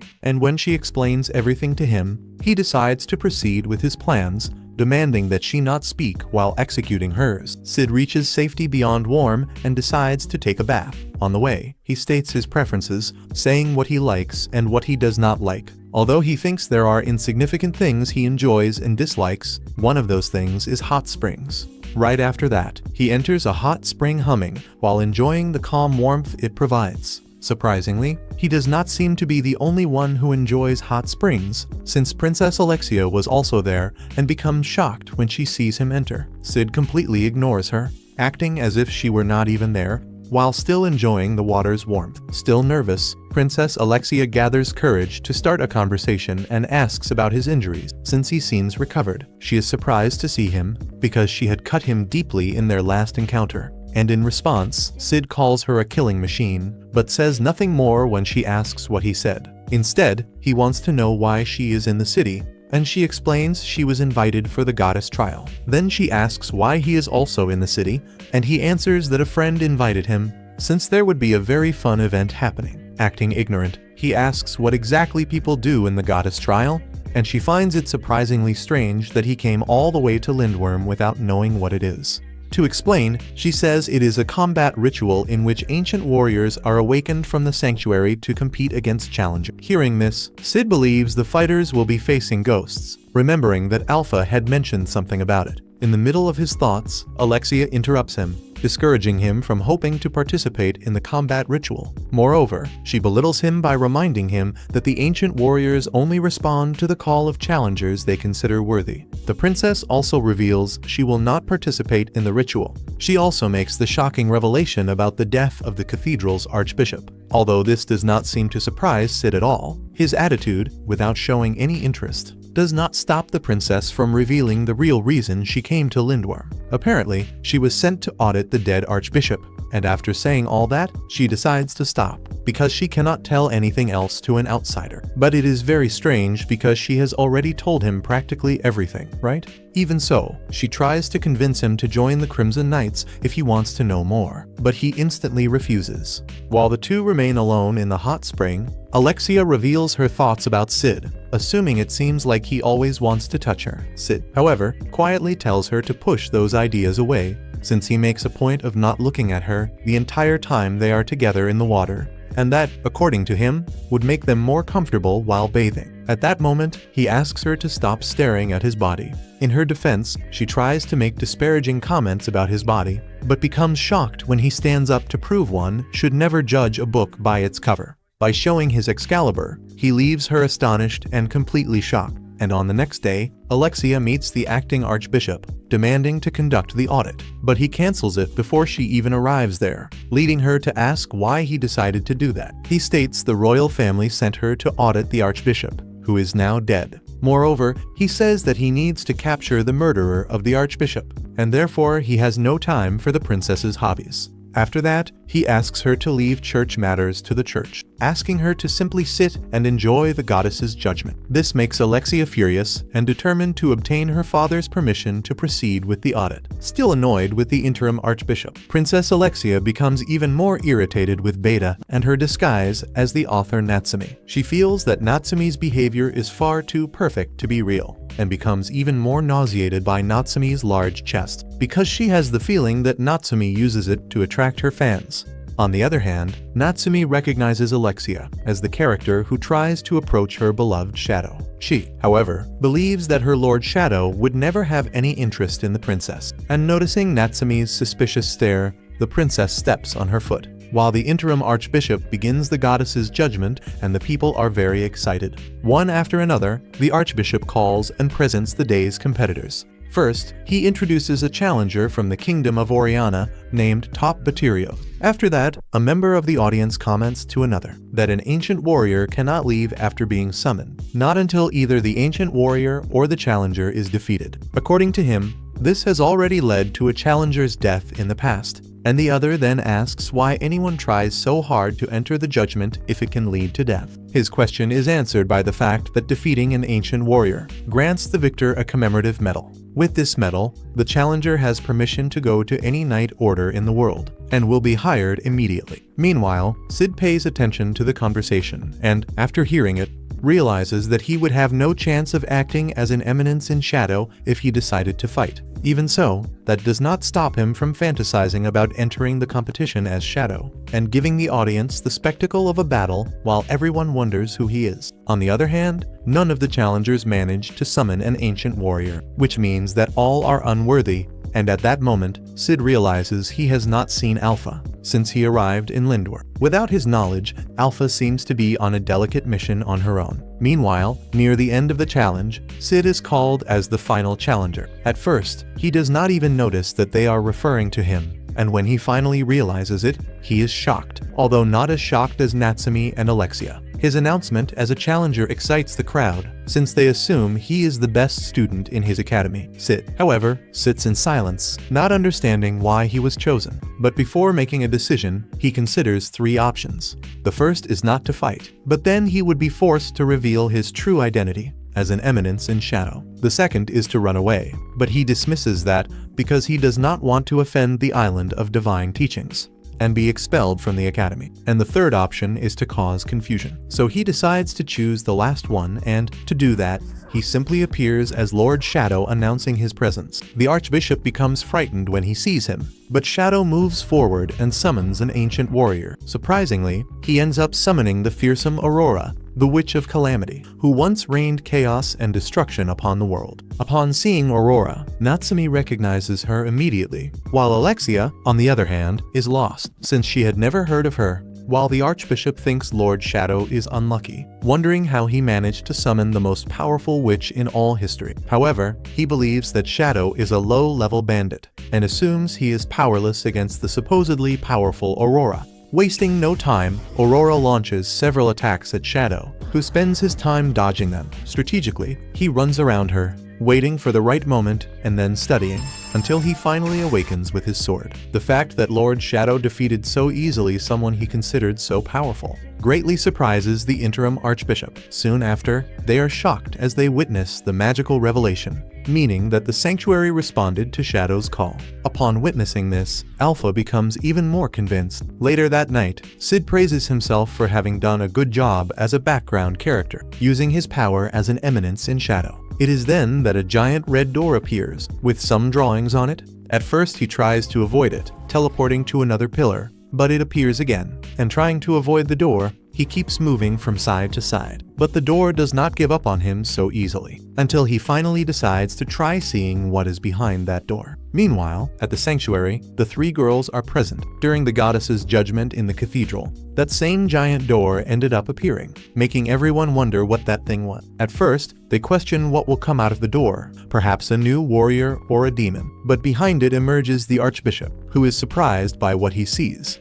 saying that the sanctuary probably responded to Shadow. Surprised by what he said, Rosie asks what he meant by responded, and he explains that it is the day of the year when the sanctuary's door is open. However, the appearance of a weak door in the middle of the judgment had never happened before, which surprises everyone. It is known that the sanctuary's door remains hidden in the cathedral, but it is not an ordinary door. It is said that this door has the ability to change its shape and location at will, to respond to those who seek it and those who are worthy of passing through it. This sanctuary door also has other forms, and each of them has different shapes and directions, but right now they cannot tell which of the doors appeared before them. Suddenly, the door begins to open and everyone in the judgment is instructed to leave. That is because no one should approach the door, which leads to the judgment being cancelled. When the Archbishop and the princesses were about to leave the place, Alpha and the Shadow Garden appear in the cathedral, knocking out the guards and threatening the princesses and the bishop to stay silent until the door closes. Right after that, Alpha and some of the cult members disappear through the door. Then, Beta tries to take the Archbishop with her,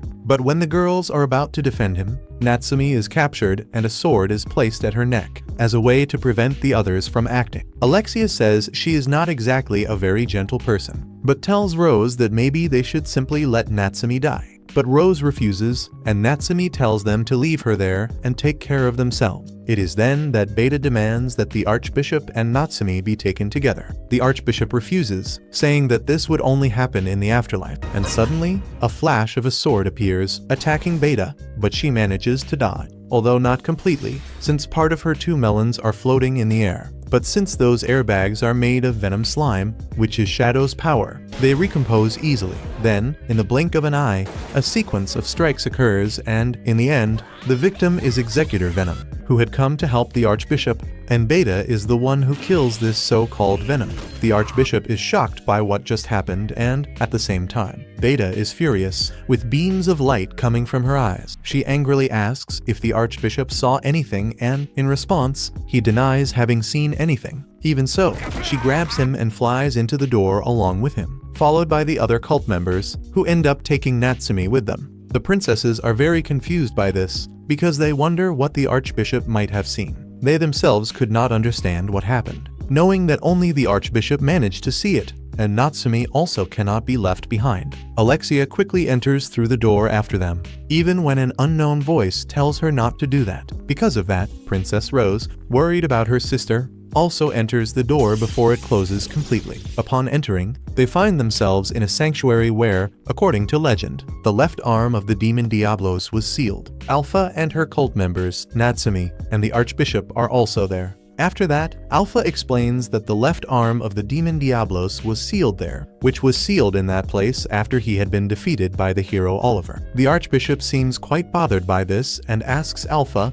if she is there to tell a fairy tale, or to show the demon's arm. Alpha tells them that they are there to learn about the cult of Diablos, and the Archbishop is surprised, and she says she knows that he cannot answer any questions, and that is why they came personally. Alpha and her cult came there precisely to learn that story of the demon Diablos. And there they see the true statue of the hero Oliver, and, to their surprise, the hero Oliver is, in fact, a woman different from the male statue that exists in the city. Alpha says that they know the true story behind the cult of Diablos and its objective. To everyone's surprise, she looks exactly like the hero Oliver. Upon seeing this, the Archbishop screams, saying that she is a possessed elf and that she should be dead. Alpha appears behind him, asking if he knows anything about them, and he cannot answer, only trembling in fear. Alpha says that they also know the stories of the possessed and that this must be a nuisance to the church, since it is so anxious to keep things as they are. Rose is confused, unable to understand what she meant. To help,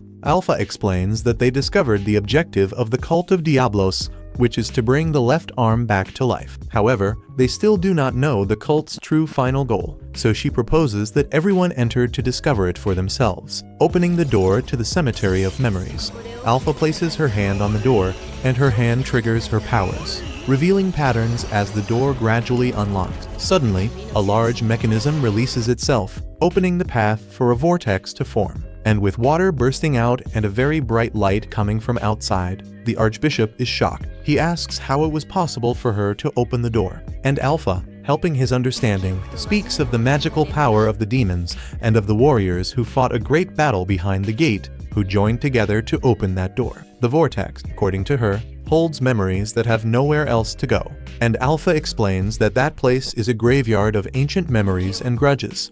In the light stands the hero Oliver, as they begin their journey inside the memories. Meanwhile, on the other side, Sid, after entering through the giant door, arrives in a room where he finds Gamma tied to a chair. He asks if she was the one who summoned him there, but she answers no. She then mentions the battle they had some time ago, saying she enjoyed fighting him, and he did too. Although she says her memories are incomplete, she knows that he was the strongest during the fight. She asks how he entered the memories, and that leads him to explain his encounter with the giant door before ending up there. He also asks how she arrived in that place, and she tells him she has no memory of leaving after they fought. She only remembers waking up there. Seeing that there is nothing to do there, Sid tries to leave without freeing her from the restraints, but she stops him, asking at least to be released. Since she is tied with a straitjacket, he cuts it open with his sword. In the process of cutting her free, he also tears the entire straitjacket, leaving her without clothes. She comments that she had been restrained for more than 1,000 years, although she is not sure if it was that long, but she knows it has been a very long time. Then, in the blink of an eye, her straitjacket transforms into clothing and high heels, leaving her quite elegant. Finally free, she tells Sid they should work together since he wants to get out and she wants to escape that place as well. Although she says she knows how to escape, even though she has never left the room before. She tells him that the sanctuary they are in is a prison of memories created from ancient battles, and that only by going to the center and destroying the magic core will she be able to leave. What she means is that when the magic core is destroyed, everything will disappear, which will also help Sid leave. Because of that, the sanctuary will cease to exist, and she does not seem very concerned. She informs him that they cannot use their magical power there, which indicates they are very close to the center of the sanctuary. Even if they try to use their powers, things will not work well. But then Sid says he is good at breaking things, in case they cannot use magic. Since Sid is so reliable, she says she always wanted to have an elegant knight to protect her, since she is only a beautiful and delicate lady in danger. Sid asks what she will do after being freed. As they walk out of the room, she replies that she will simply vanish into nothing when he closes the door. On the other hand, Alpha and the others are also on their journey through the sanctuary, where they can see the memory of the hero Oliver, who had been confined there. In the memories, they discover that long ago the cult gathered children in a huge place that looked like a rehabilitation center or a hospital. There, they were used for experiments, although some children died, a few survived, and those are known as the possessed. Meanwhile, the heroine Oliver is one of the children who were compatible with the cells of the demon Diablos, which were given to them to ingest. Apparently, the Archbishop was one of the cult members who committed those terrible acts. However, he shows remorse, saying that everything was done so that they could defeat the demon Diablos, although that is only a cult excuse. The fact that Oliver truly severed the demon's arm means it is not just a fairy tale. Meanwhile, the place where they are has changed over time because of the battles that took place there, where memories fade and are replaced by new ones. Oliver ended up receiving the mission to extract new cells of Diablos as soon as she was mature enough. The Archbishop says that is not true, but Alpha continues her explanation. Oliver would have been obedient even after gaining her powers. She believed that if she completed that mission, people could live in peace. But she was wrong. She only ended up creating a battlefield full of dead bodies. And even though the demon looked dead, in reality he was still alive. This demon killed many people, which made the cult use ancient artifacts to immobilize his left arm. They researched him by cutting his flesh and collecting his blood, and that was how they obtained the small red spheres they ingested. However, the side effect of these seeds is extremely strong, which the cult considers a serious problem. Suddenly, he finds himself standing before the demon's hidden arm, inside a massive glass tube filled with fluid, completely chained up. The Archbishop becomes distressed when seeing this, and he shouts at them for revealing the memory that he had ingested the seeds derived from Diablo's blood,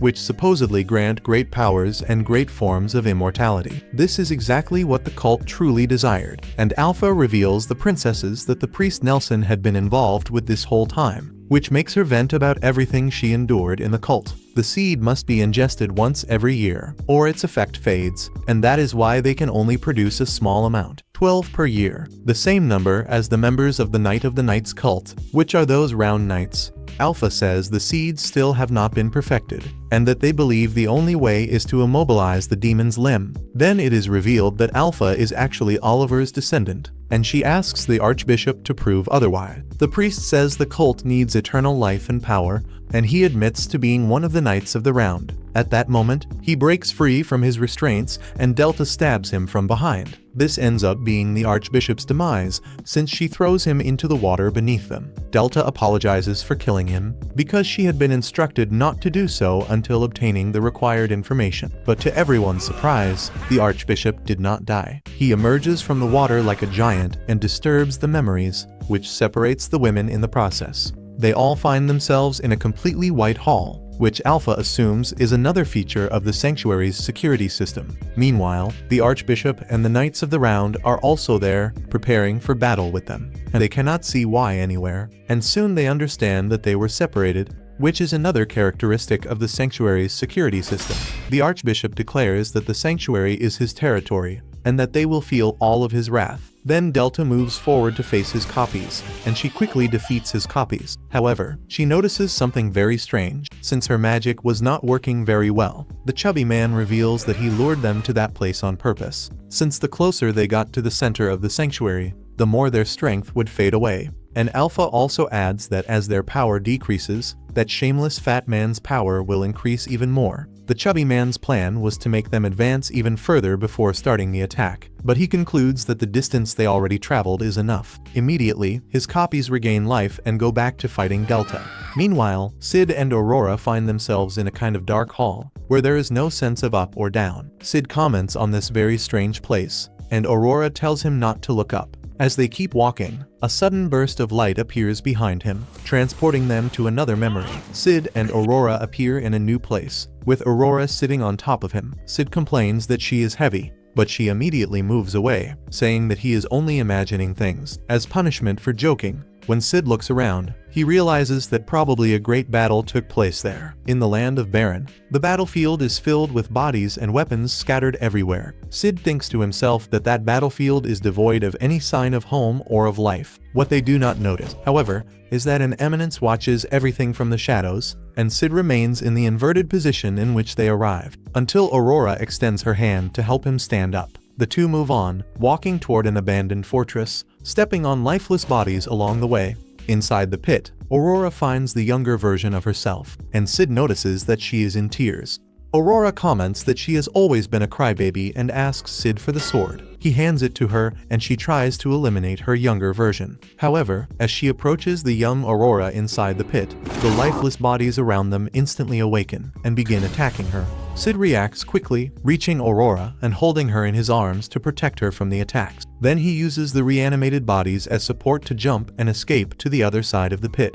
Aurora comments that the situation is very frustrating, because the sanctuary seems to be rejecting them both. Sid asks whether they would be seen as a virus, being identified by antivirus software. Aurora answers that the analogy does not make much sense, since she does not understand that very well. Meanwhile, the reawakened bodies start getting closer to them inside the pit. Sid asks what would happen if Aurora died in that place. She thinks for a little while and believes she would be sent back to the first room. The two agree that if that really happens, it will be extremely tiring, having to start everything all over again. In another point of the sanctuary, we see Y's group advancing through the place, and they find a person who apparently looks sick. The group stops immediately, takes a combat stance. But Y makes a gesture for them to lower their guard and moves forward alone to check. As she approaches, the sick person simply disappears while passing through her, leaving everyone shocked. Y explains that that is probably something similar to the goddess's test, a kind of memory that reacted to their presence and materialized. One of the girls asks what she meant by reacting to them,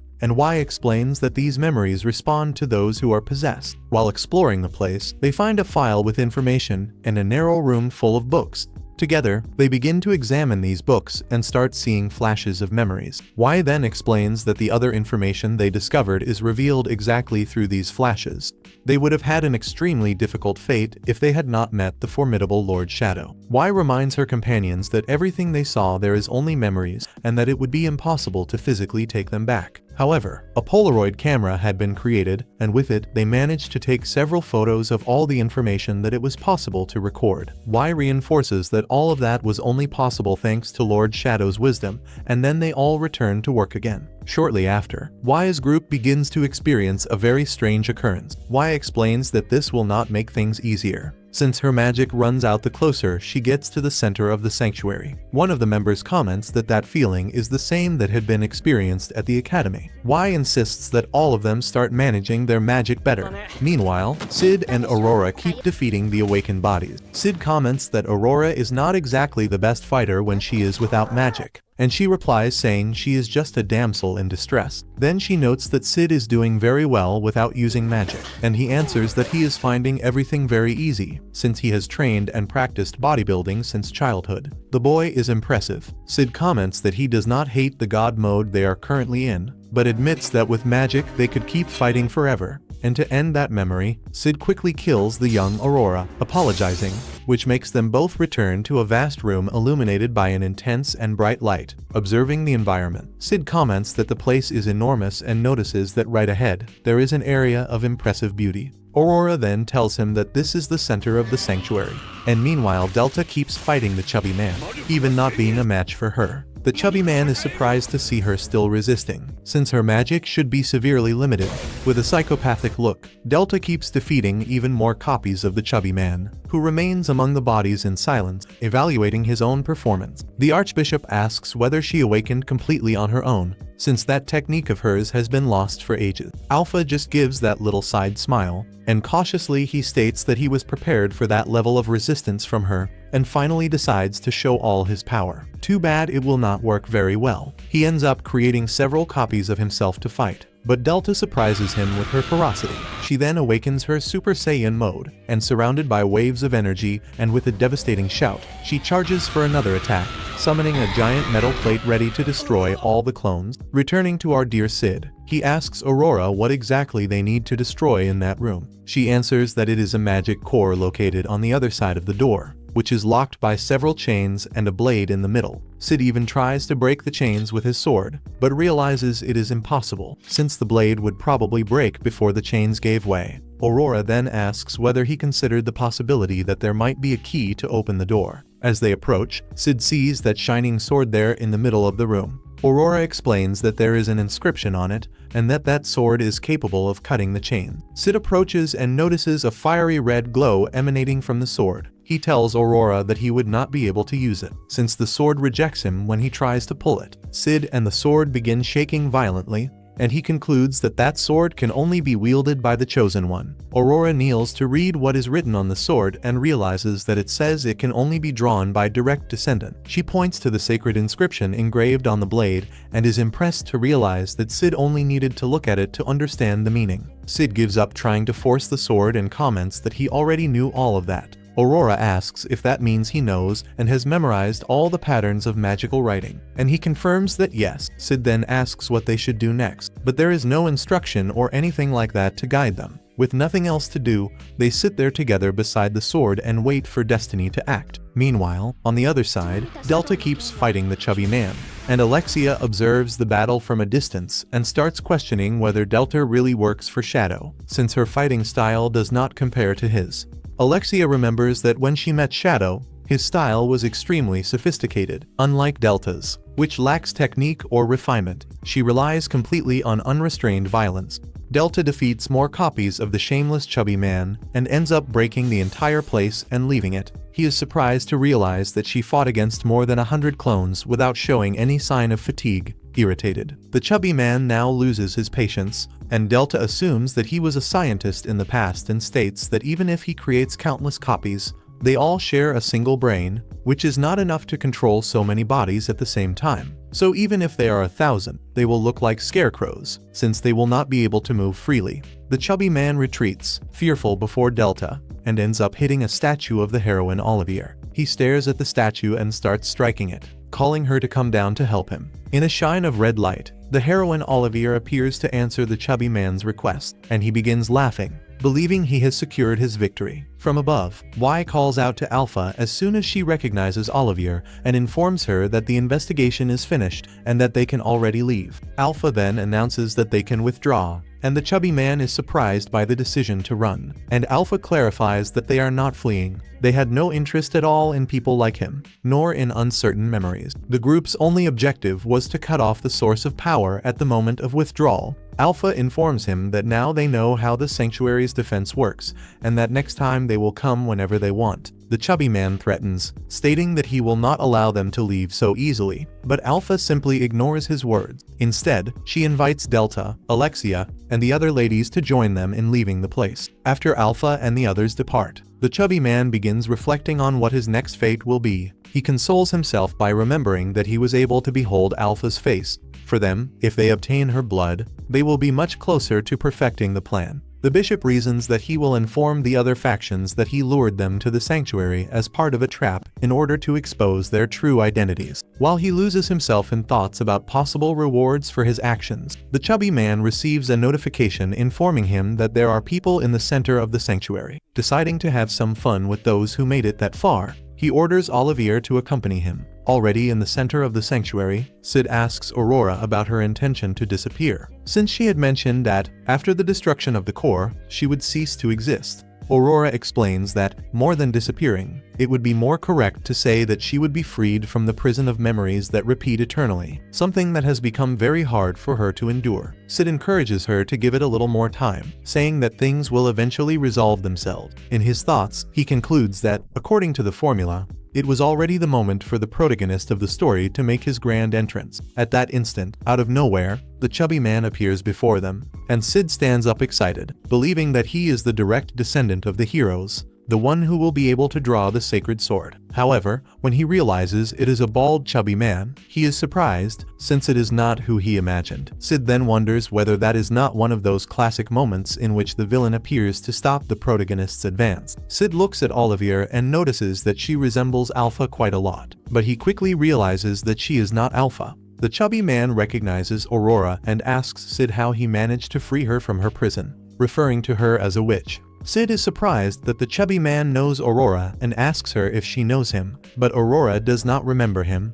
which leads the chubby man to mock her. The bishop declares that he will not allow someone like Sid to have access to the door and sends Olivier to face him. Sid immediately realizes that Olivier is extremely strong and that she does not possess a heart. Then the fight begins, and Aurora begs them to stop. She tells the chubby man that she will do anything if it means sparing Sid's life, but I do not know why she did that. Sid was doing very well in the battle. Sid has a card up his sleeve. If you notice, he is keeping one eye closed the whole time, and you will soon know why. He is super confident and provokes Olivier, who stabs him mercilessly. Then he opens his right eye, which had been closed until then. He grabs Olivier, pulling her closer, then bites her neck hard, tearing her and defeating her. The boy suddenly became a vampire. Before the eyes of the shameless chubby man, the heroine Olivier dissolved. Sid lets out that satisfying laugh, which leaves Aurora completely shocked. The chubby man asks how Sid managed to survive, since he saw him being stabbed in the stomach. Sid explains that as long as the vital signs are protected, the human body is surprisingly resistant and very beautiful. He goes on saying that even when someone is struck in the abdomen, the secret is to protect the arteries and the most important organs, making the person survive. Finally, Sid throws his sword on the ground, since it was all broken from the fight. Sid tells the chubby man that it is very beautiful to avoid the trouble of dodging an enemy attack, simply by protecting the vital organs. The chubby man begins to sweat in the face of everything he is saying and can barely form coherent words. Sid then continues his explanation in a carefree way, saying that at the moment the attacker stabs him in the abdomen, he gains the perfect opportunity to bite the person's neck. The chubby man comments that he is not sure if Sid is right in the head, and Sid completely ignores the provocation and keeps talking. He states that since the heroine Olivier was defeated, the fight must now continue with the chubby man. He begins to beg them not to fight, suggesting that they talk calmly about everything. Sid ignores his pleas and keeps advancing. As Sid approaches the center of the arena, the chubby man comments sarcastically that he must be expecting him to beg out of fear, but he states that he will not do that, at least not yet. He admits he is quite surprised that someone incapable of using magic defeated them, but he attributes this to Sid's luck, saying that all he did was defeat a single copy. Even so, the chubby man congratulates him ironically. When Sid answers with a mocking thank you, the chubby man becomes outraged, stating that he has achieved absolutely nothing. According to him, there is so much dormant magical energy accumulated in the sanctuary that it is impossible to even imagine its true potential, which means he can still do much more. He then channels his powers and creates countless copies of Oliver to attack Sid. Every inch of the sanctuary walls starts to be covered by these copies, all programmed to attack him. Sid calmly observes everything around him, analyzing the numerous superhuman bodies created to face him. He declares that the game has come to an end and opens his eye again, emanating an intense blue light. The creations of the chubby man begin to witness misfortune before their eyes under Sid's power, leaving the chubby man completely astonished. He watches in disbelief the solid mass of magical energy being controlled by Sid, questioning how this is possible, since he should not be able to use magic. But Sid is the Batman of anime, and he was already prepared. As soon as he realized he could not use magic, since it would be absorbed, he condensed all the magic so that it became too solid to be absorbed. And that is why he had his eyes closed all this time. He was carrying out his maneuver. The blue light ends up disappearing from his eyes, and he comments that it took some time to master this technique, but that in the end, it is something quite simple. Aurora watches everything in surprise, since she considers that feat impossible for any human being. Then the chubby man orders Oliver and her countless copies to attack Sid. But now it is over. Sid is extremely strong and states that the movements are more tedious than before, and that now the copies move like mere scarecrows. He faces the copies for a few moments, while Nelson keeps ordering them to kill him.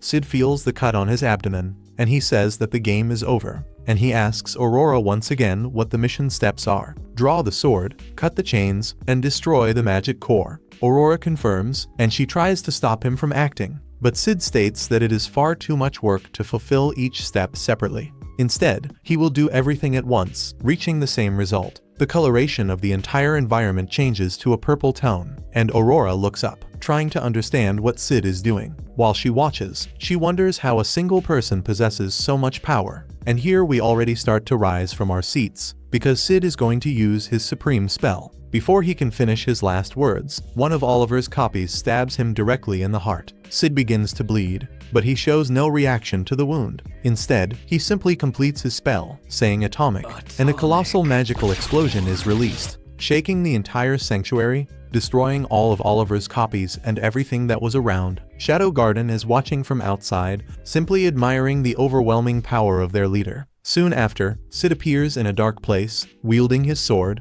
and before him, a bright red chain rises.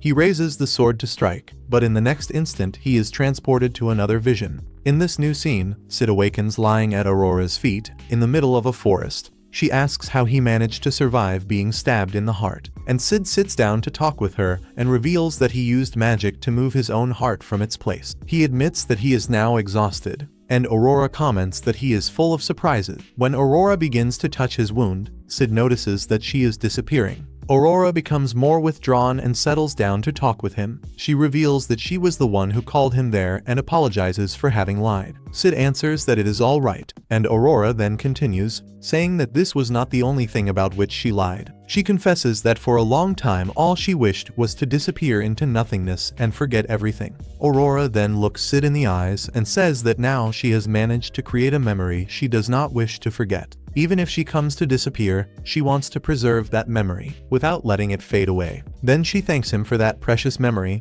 and Sid also thanks her, saying that he had a lot of fun. Aurora begins to explain to Sid what he should do if one day he finds her true identity, but she disappears before managing to conclude her words, leaving Sid alone. And for me, in that moment, she gives him a kiss, and no one is going to say otherwise. Soon after, he comments that he does not appreciate the direction that is being taken. And after some time, Sid stands up and begins to walk around the place. Meanwhile, Alexia and the other girls move forward after everything they witnessed. They speculate that what they saw were probably shadows, but they end up stopping abruptly. Alexia feels frustrated for not having been able to do anything and reflects that she had already accepted the fact of being powerless. Even so, now she feels that there is something beyond that. She realizes that she cannot distinguish who is right or wrong, nor even judge clearly what is good and what is evil. Alexia laments having been only a spectator unable to act, and she fears that if everything continues that way, she may lose all her loved ones before even understanding that they are in danger. Rose answers that she has been reflecting on this since the attack on the academy. She believes that there are large organizations acting in the shadows, but that they know nothing about Shadow Garden or the other major organizations. Natsumi, who is Beta in disguise, intervenes in the conversation and asks Alexia what they should do. Alexia says that they are weak and ignorant, but believes that if everyone collaborates, they will be able to achieve something. Because they are princesses, Alexia and Rose feel that they can use this position in their favor. Natsumi, on the other hand, can contribute by using her influence as an author. The three agree to join forces to gather information and respond. With this data, they can recruit allies to work with them, and possibly establish a base of operations. After some hesitation and sharing their fears about a plan that is still not very solid, they decide to form a team. Each one promises to contribute with everything they can to reveal the truth to the world. On a boat ride, Y informs Alpha that the sanctuary was completely destroyed, and the sacred sword and the core were vaporized, without any samples remaining. Alpha replies that this was the simplest and most reliable solution to the problem, and the two agree that no one other than Lord Shadow would be capable of accomplishing something like that, since the style of what happened clearly resembles his. Y also comments that Aurora was also known by another name, called Diablos.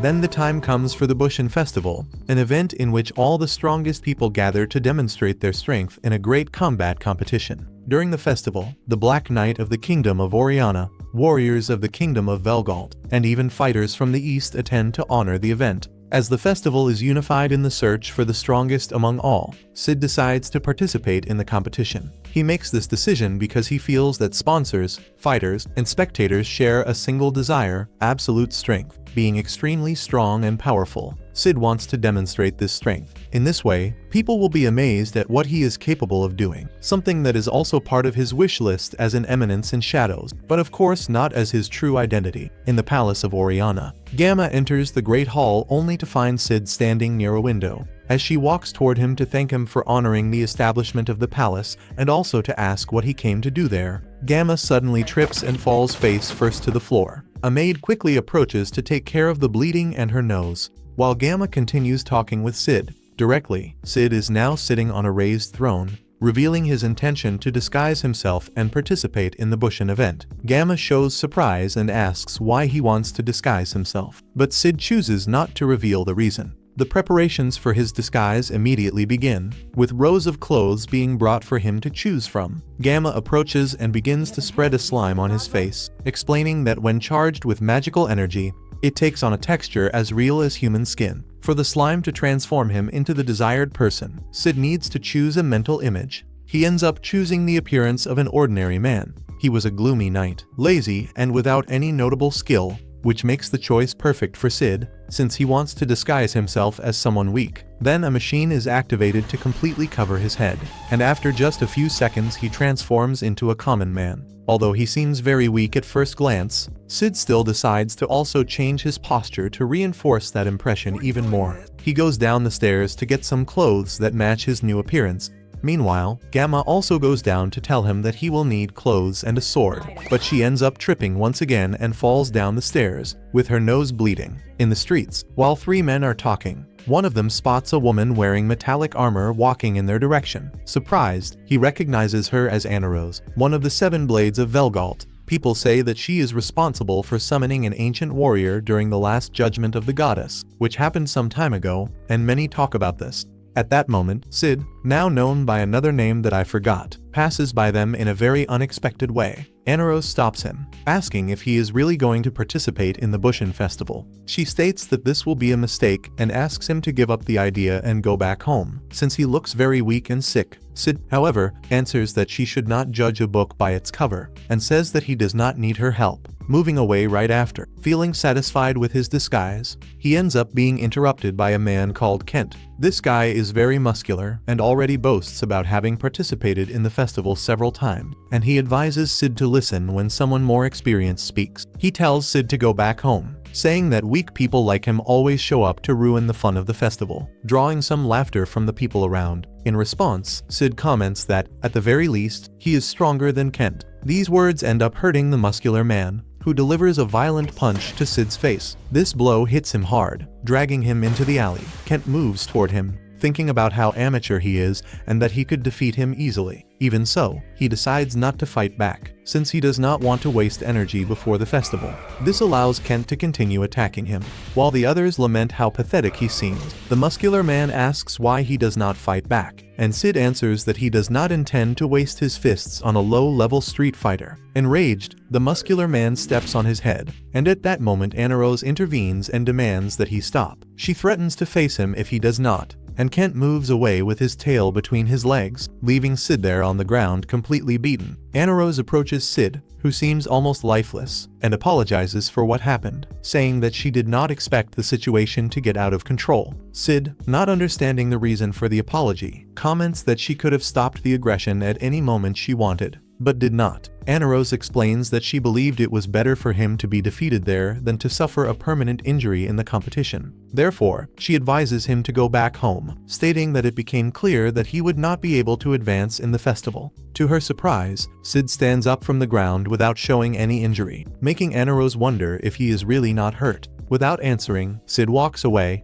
commenting that it had been a long time since he tasted blood. Before leaving, Anarose calls him to introduce himself, but Sid only repeats the same thing as before, since the guy loves a catchphrase. Soon after, at the tournament venue, while waiting in line to be called to the arena, Sid feels very satisfied for having gained Anarose's sympathy. When he thinks about entering the ring, he imagines that everyone will believe that he does not know how to fight. Then, at the right moment, he will reveal his strength, leaving everyone speechless. This involuntary smile in front of his own thoughts makes the people around him move away, until finally his name is called to enter the arena. On the day before the Bushin festival, Sid and his friend were talking in a restaurant about how the tournament should unfold. They comment that the competition will start with the preliminaries, and only the strongest fighter from that phase will advance to the main event. For Sid, this will be his only opportunity to show his power as an eminence in shadows and achieve his goal. He thinks to himself that he just needs to fight in his usual way. Now his main concern is how to approach the preliminaries,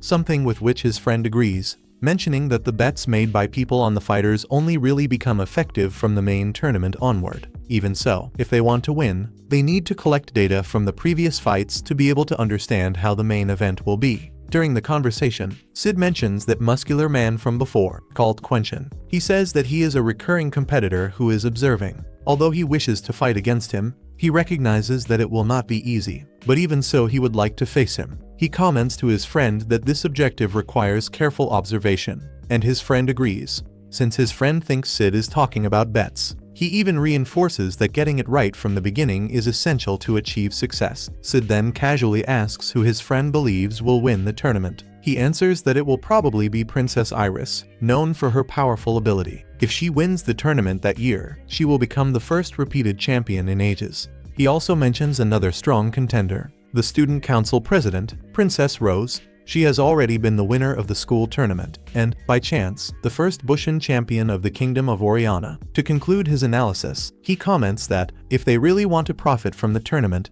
they will need enough financial resources to place larger bets and obtain more significant gains.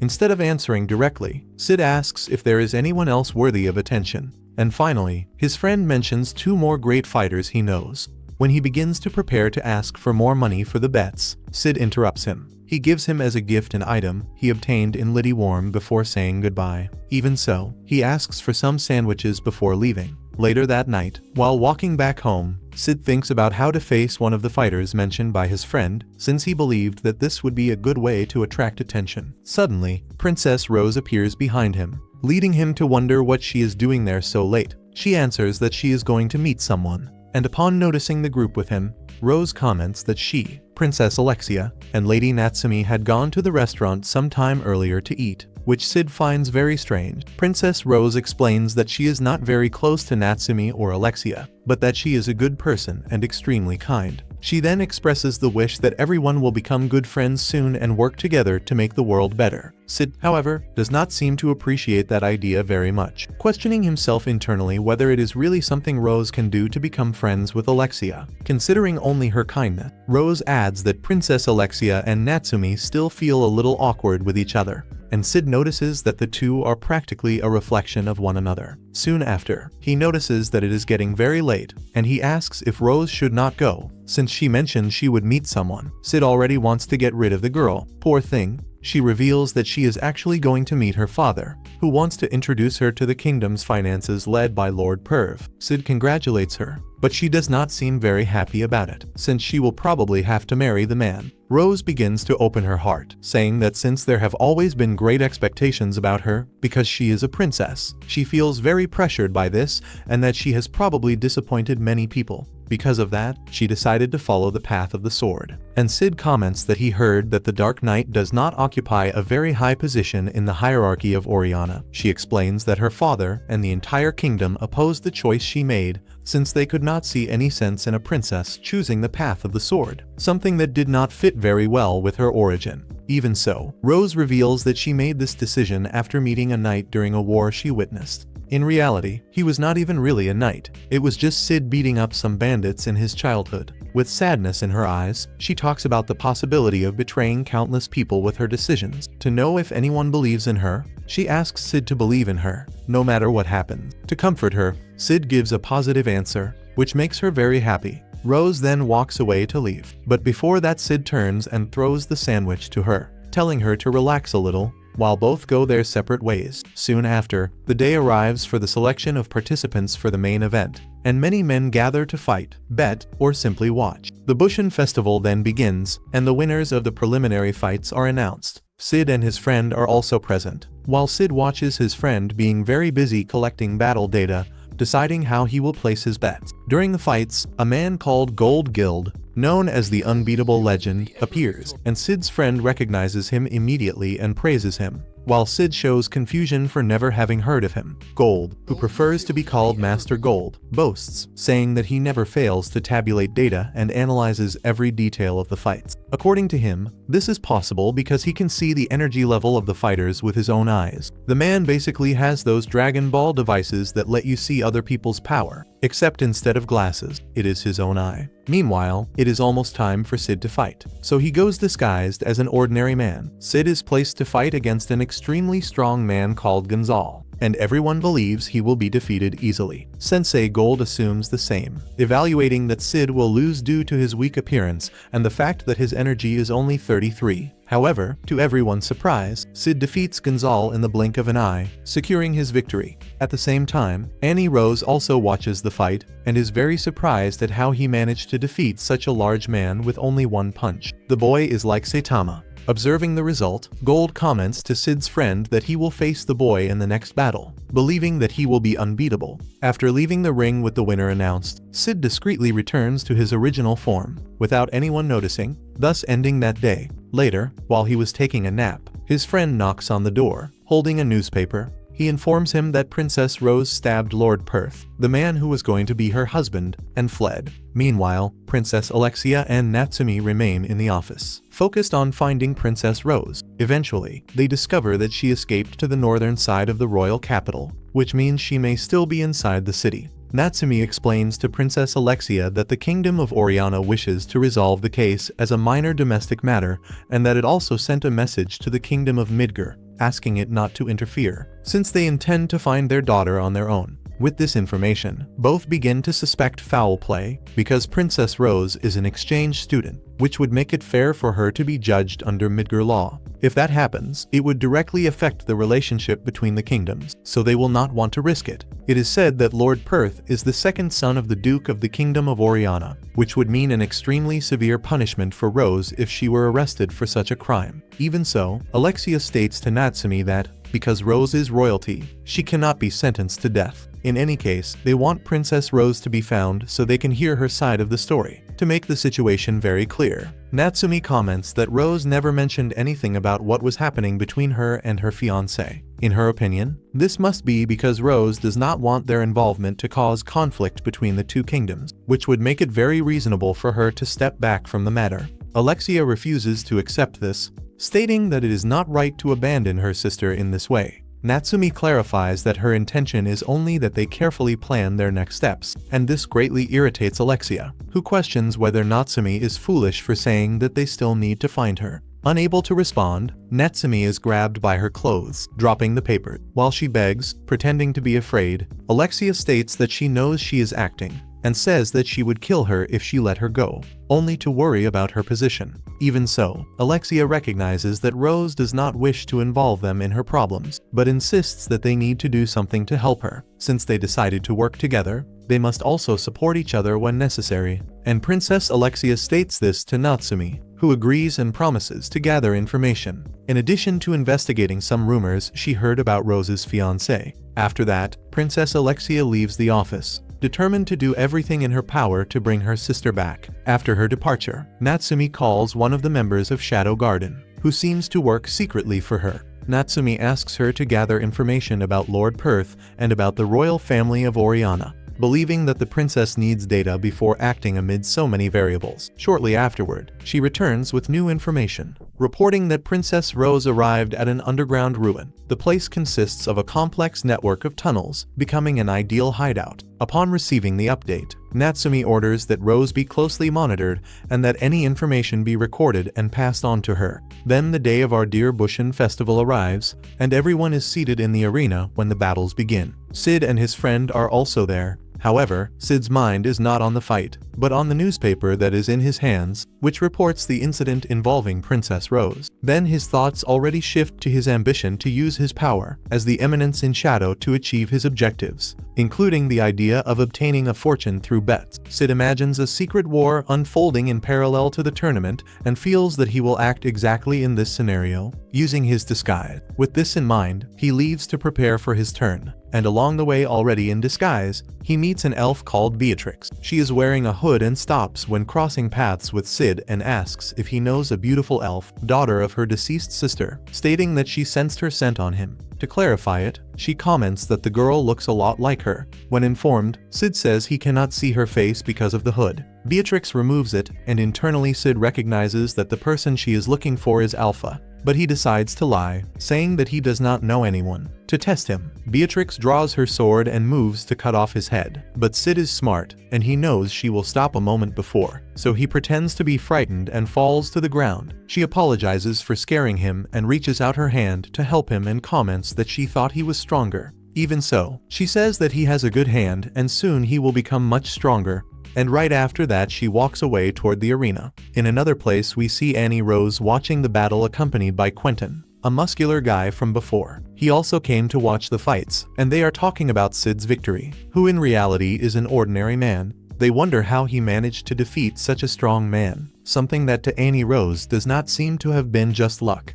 The conversation continues around how fast Sid won, everything happening in the blink of an eye, to the point that nobody could understand exactly what he did. Annie Rose states that the only thing she could clearly remember is that his right hand moved. For her, this was probably a decisive factor that made him defeat his opponent. Although many believed that he used some kind of magic in the previous fight, Quentin comments that Sid's battle that day will certainly help reveal the truth, since he thinks the boy is using some talisman or magic. Meanwhile, Sid's next opponent will be Gold, a fighter who has never lost a single match. Annie Rose comments that although she had been assigned to fight Gold earlier, he refused to accept the match, since he is a complete coward and only fights those whose power is lower than his, whom he is sure he will beat, and since Sid in disguise has 33 power, this is the perfect prey for him. Soon after, they enter the arena and are ready to fight. The people around comment on Sid's weak appearance, saying that he should not even have signed up. Little do they know that the leader of Shadow Garden is right there in front of them. Anyway, Annie Rose wonders how Professor Gold cannot perceive Sid's true strength through his energy. For Gold, Sid's energy level seems to be below 33,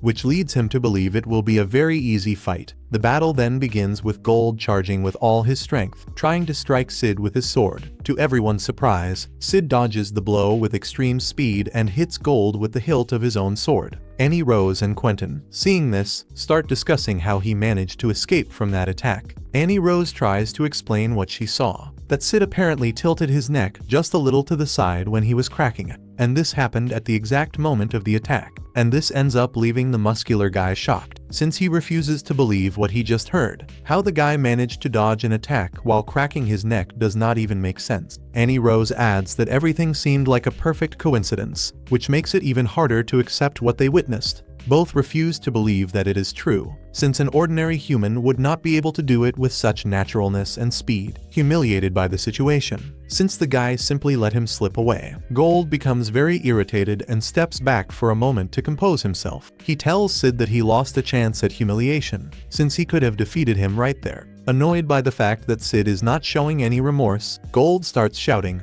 ordering him to kneel and beg like the loser he is, saying that not doing so would be blasphemy. Sid remains standing calmly, without even caring about what he is saying. Angry and overcome by pride, Gold releases his full power, the power of the dragon, surrounded by an intense golden light. He charges to finish Sid once and for all. But once again, to everyone's astonishment, Sid simply sneezes a second before being struck. At the same instant, Gold's power dissipates, and he is thrown backward, falling hard to the ground. The crowd watches in absolute shock, unable to believe what has just happened. Annie Rose, however, does not seem very satisfied. She feels that Sid did not show any clear visual manifestation of his power. Even so, she wonders exactly how he managed to defeat Gold without even touching him. Finally, she remembers the moment when Sid sneezed, since he did it with his sword pointed forward. Coincidentally, Gold's speed combined with his power made him hit Sid's sword, and the impact caused his own power to turn against himself. This answer does not please the muscular guy very much, who states that if Sid keeps winning like this, he himself will face him in the preliminary finals, to then show everyone who Sid really is. Right after the muscular guy leaves, Annie Rose keeps trying to repeat Sid's movements, cracking and sneezing at the same time, and this scene is very funny. Meanwhile, in the kingdom of Oriana, Lord Perth and Princess Rose's fiancé talk with Princess Iris about the safety of the Bushin tournament and the preparations for the final. Iris comments on her surprise at Lord Perth's sudden recovery, saying that the state he is in now is very different from the exaggerated reports they heard earlier. Lord Perth treats this as a joke, stating that everyone is worrying too much, maybe because of Princess Alexia's previous kidnapping. The king now presents comments on how proud he felt when Princess Iris went to rescue Alexia alone during that incident. Lord Perth then intervenes, stating that Oriana's family problems will be resolved internally and without external help. He offers to deal with the situation personally, and this leaves Princess Iris deeply irritated, but she holds herself back, since it seems that Lord Perth is only provoking her. The next day, the fights continue in the arena, and Sid defeats his opponent, the muscular Quentin, once again surprising the audience with his inexplicable powers. Meanwhile, several people comment on how he defeated Gold the previous day and now earns another victory. With this, Sid, or Mundane Man, officially qualifies for the main tournament. Annie Rose also carefully observes the way he defeated Quentin, and decides that she needs to find out how he did that. After Sid is announced as the winner and leaves the arena, Annie Rose waits for him over the inner passage of the stadium. As he goes to change clothes, she comments that she never imagined seeing him in the main tournament, and congratulates him for that. Right after, Annie Rose asks how he managed to defeat so many fighters considered unbeatable, without apparently spending any energy. Sid, however, decides not to answer and simply walks away. Determined to learn his secret, Annie Rose tries to stop him, showing that she can also crack her neck. Sid just ignores it and keeps walking, and somewhere else we see Princess Rose, who was well hidden in the tunnels, but she ends up being located by some knights. Even so, she manages to get rid of some of them and runs through a dark passage. Back in the arena, Sid falls to the ground after being struck by his opponent's sword. The opponent says that he used only a small fraction of his incredible power and states that Sid is weak. Sid starts thinking of several awesome catchphrases to say right there, but soon he wakes up in his room. All of this was just a dream. He says that even so he is still adjusting what to say and starting to get confused, realizing that he needs to train more to master this completely. This guy is completely crazy in the head. Right after that, his friend shows up at his house and starts knocking on the door, and Sid complains to himself about how the people around him can interfere with his plans, since his social circle keeps getting bigger and bigger. And then his friend announces that they are going to get rich, because the student council president, Rose, is now a wanted criminal. He explains that there is a reward of 10 million for capturing her alive, or 500,000 if they provide useful information to the police. He insists that they go after her, handing a flyer to Sid. Sid steps away and asks why so much excitement, and his friend answers that he is out of money and desperately needs funds. The guy spent everything on the little tiger game, and now has nothing. Soon after, Sid opens the window and asks about a bet he had made. His friend panics and holds Sid by the window. While shouting that he really needs money, Sid reflects to himself and decides that he supports the student council president and her escape. He even comes to admire her for the courage to act like a rebel capable of even trying to kill her own fiancé. Immediately, Sid goes back inside the house to change clothes, since he sees the girl outside. Soon after, he pulls his friend through the window, and both fall into the bushes outside, where he escapes from the girl. A short time later, they head to the train station, where Sid sees the student council wanted posters spread around the place. He thinks that he needs to buy some time while he waits for his sister to leave his house. He begins to wonder whether Rosie really managed to escape safely, and if he had the chance, he would like to ask her why she stabbed her own fiancé. As he watches people passing by, Sid remembers how he was forced to learn piano in his previous life and how that ended up being useful to keep others away. He reflects on the misunderstandings that people have about each other and how memorizing piano pieces helped, since people tend not to care about him when he is playing. He continues taking piano lessons and realizes that this has been a great advantage. Sid then thinks again about his desire to become an eminence in the shadows, and he begins to fantasize about a soft piano tone being used to create the perfect atmosphere during battle. In his wild imagination, he sees himself playing a soundtrack while fighting as an eminence in the shadows, believing that this would make it much more dramatic. He even questions how Moonlight Sonata can exist in this world, since it is by Beethoven, so he concludes that someone must have reincarnated before him and brought the sonata there. Soon after, he enters a building where a woman is playing the piano and stops to appreciate the music. He starts to list in his mind the pieces she performs and admires her dress, observing her from head to toe. Right after the performance ends, the crowd applauds warmly, and later that same day, Y has tea with Sid while her maid brushes her hair. She comments that she felt deeply honored that he went to watch her performance. Sid asks if the piece she played was Moonlight Sonata, and Y confirms it, saying that she likes the music very much and that she learned it from everything he taught her. Sid thinks to himself that in fact he never taught her, but even so he appreciates the fact that Y likes the same things he does. Y thanks Sid for all the help she received, highlighting that thanks to him she managed to establish important connections with influential people, such as renowned pianists and composers. She continues telling how she began collecting awards for the songs he taught her. Sid thinks to himself that it is absurd to receive and grant awards for plagiarized music. Even so, Y assures that she will fulfill her duty and will treat the music with the dignity of sublime masterpieces. Sid congratulates her and soon after asks if she knows where Rose ran away to. Y answers that this is under Beta's responsibility, so she does not have many details. Even so, she comments that she heard that Rose took refuge in the tunnels under the royal capital. Y even offers to send someone to Beta, but Sid says that it is not necessary, since he obtained all the information he needed. When leaving the room, Sid comments that Y looks very beautiful, as always, and she blushes immediately, thanking him and saying that he is very humble. Already outside, Sid reflects that he said something pleasant to her because she also said something that made him happy, so he just wanted to return the gesture. The man is very gentlemanly. There is no way around it. At the train station, Alexia and Beta go down the stairs while talking about the cult of Diablos and Lord Peth. She believes that Lord Peth is a member of the court and knows that many people are probably aware of this, but there is not much concrete evidence against him. Alexia tells Beta that her father warned her not to get involved with the divine teachings. The two also discuss the king of Oriana and how his daughter shamed him by stabbing her fiancé and running away. Then Beta asks Alexia where those stairs lead, and Alexia answers that they lead to the underground passages of the capital. She explains that the maps and codes of those routes were lost, turning the place into a true labyrinth. Beta then wonders why they are going there, and Alexia answers in a dry tone that it is to get rid of Beta's body. When she notices that Beta does not react, Alexia says that she was joking and is surprised to see that Beta was not frightened. After hearing Alexia say that she is not afraid, Beta decides to shout that Alexia should not kill her, just to pretend that she is afraid. Alexia then explains that it is possible that Rose escaped to the underground passages and that they are there precisely to look for her. Beta asks if Alexia told anyone about going down there and scolds her for having dragged her into that situation. Meanwhile, Princess Rose is sitting there on the ground, completely exhausted, with her blood-stained sword resting at her side. She is very breathless and weak, and she begins to remember everything that happened, questioning what more she could have done and recalling the state in which she found her father. He was in very bad shape. He seemed to be being controlled. And in that moment of fury she felt, she attacked her fiancé. She remembers the guard's pursuit and how she managed to escape. Rose even tries to console herself, believing that she made the right choice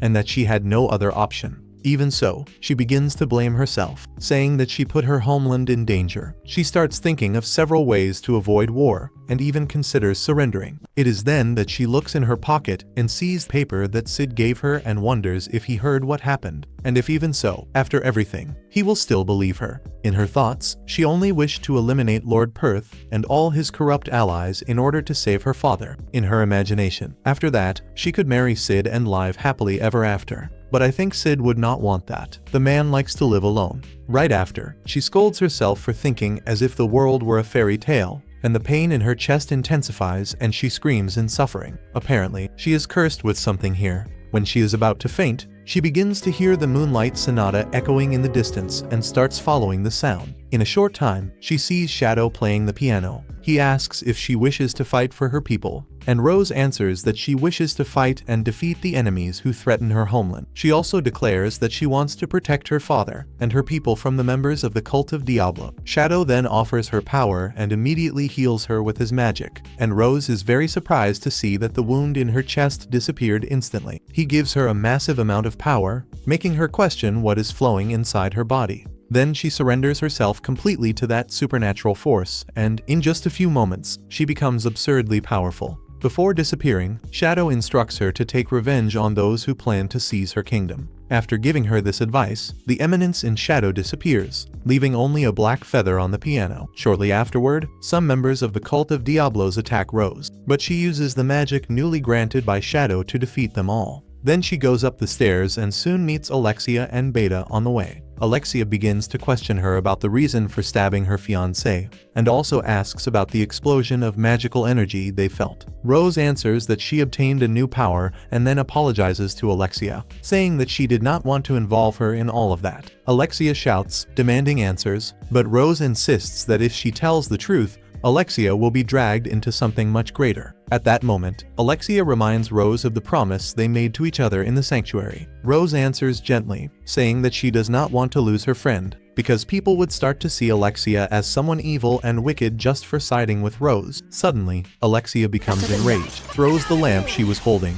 and draws her sword to attack Rose. She declares that she will obtain answers, even if Rose does not want to talk. Rose blocks the attack and the two begin to fight, using magic and sword. Alexia states that she is no longer just a spectator, and during the clash, Beta picks up the lamp and Alexia falls. Beta immediately blocks the great wave of energy that approaches. Rose holds Alexia in her arms, questioning when she became strong enough to face her. She hands Alexia to Beta and apologizes, saying that she needs to leave. Beta answers that she will not stop her, because she has no right to do so. And she also tells Princess Rose that the alliance between them was not such a bad idea after all. She wishes her success and states that in the future they will meet again. After that, Princess Rose runs up the stairs and Beta begins to wonder whether she would be the same person chosen by Lord Shadow. Meanwhile, Sid keeps walking back home while enjoying the beautiful piano melody. He remembers when he heard Y play and how that sounded beautiful to him. He thinks that he would like to have his own piano to be able to do these performances, instead of borrowing one.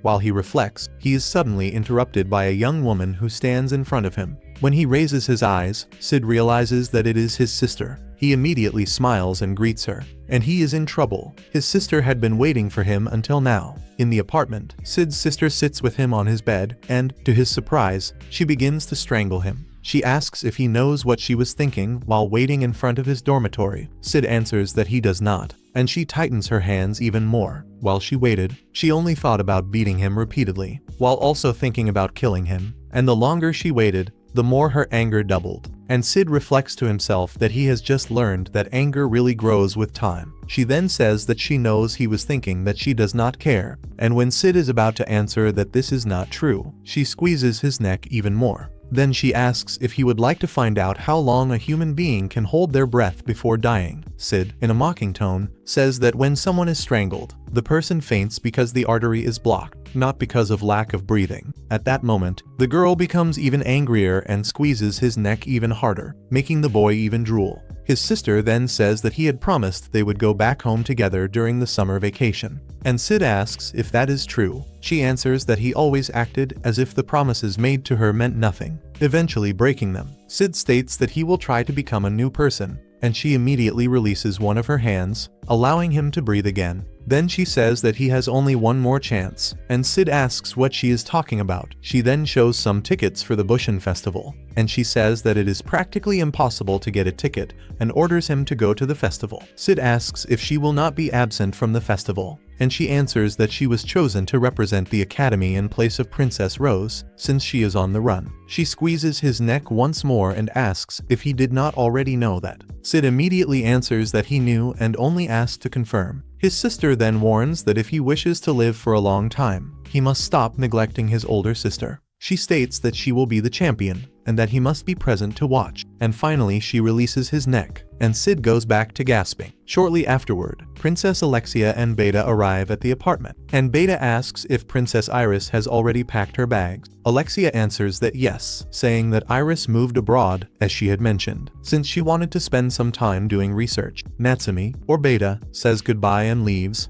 and Alexia then notices a sheet of paper on the table. She picks it up and reads it aloud, commenting that her sister always leaves clues when the note refers to swordsmanship. At that moment, she hears a loud noise coming from outside the apartment and realizes that it is firework. Alexia tells herself that she does not need anyone's pity, because she herself no longer feels sorry for herself. The fireworks fill the sky above the stage, while people get excited and prepare for the Bushin festival. Sid then enters the tournament and is asked to hand over his sword. He begins to look for a place to sit and realizes that he is in the VIP section. Upon finding a seat, a young woman asks him what his name is, and Sid introduces himself humbly, bowing, and says that he believes he is sitting in the wrong place. She mentions his surname and says that he must be Akane's brother, and then comments that she plans to add his sister to her order as soon as she graduates. Sid is surprised to learn that she knows his sister, and the young woman says that he is in the right place and knows that his sister must have given him the ticket. Sid then sits down,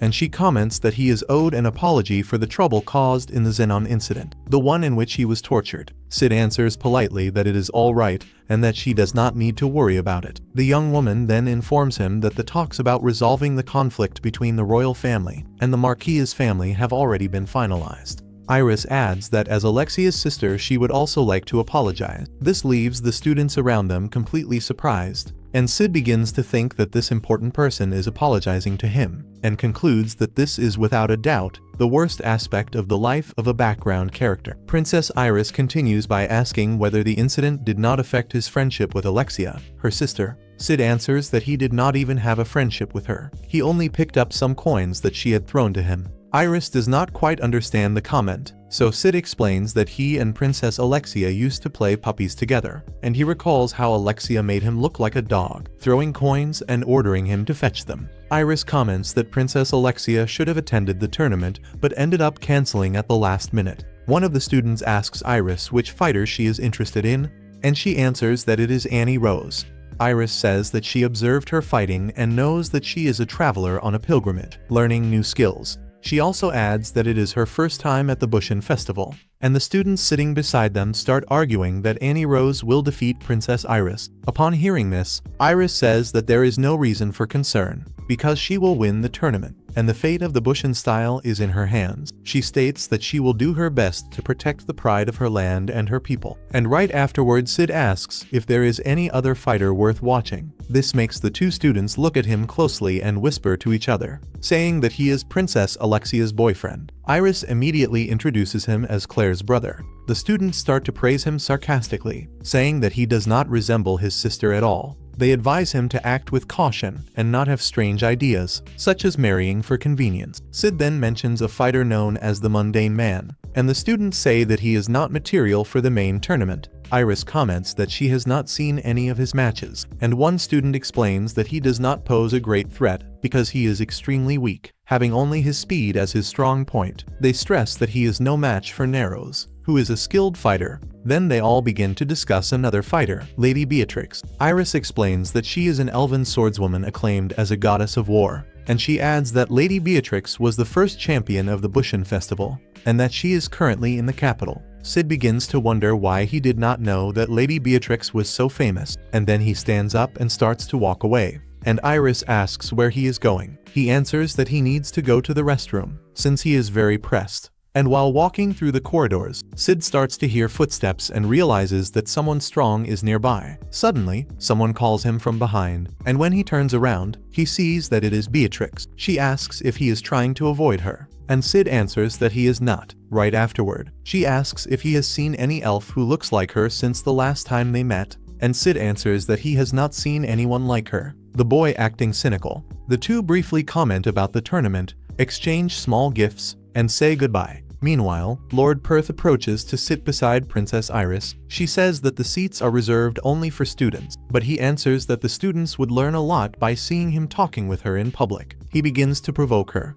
and Iris reminds him that he is already engaged, and Lord Perth answers that he is only engaged and that they are merely going through a misunderstanding, and that she will certainly return to him. Perth also informs her that the king will not be able to attend that day, but he will be present for the matches on the following day. He also asks whether Iris's father, King Klaus, is absent, and she answers that he will also attend the next day. Lord Perth notes that it is a coincidence that both kings are not present on the same day. He then points to Annie Rose and tells Iris that he intends to invite her to fight in his name. Iris answers that she is also interested in Annie Rose and plans to encourage her to fight for her own country. Lord Perth comments that Midgar already has dark knights capable of protecting the kingdom, and Iris tells Lord Perth that she notices something very interesting in the Mundane Man. Although he appears to be a weak fighter, Lord Perth answers that she understands nothing, says Grima, and soon the match begins. Annie Rose starts to think about how she can defeat the Mundane Man. She considers keeping her distance, but is surprised by his speed. While she was calculating her attack, the Mundane Man strikes suddenly, causing her to lose the match instantly. Lord Perth comments that Iris's instincts were correct, and they discuss how he applied his abilities and begin to evaluate him. Lord Perth asks whether Iris will face the mundane man in the next round,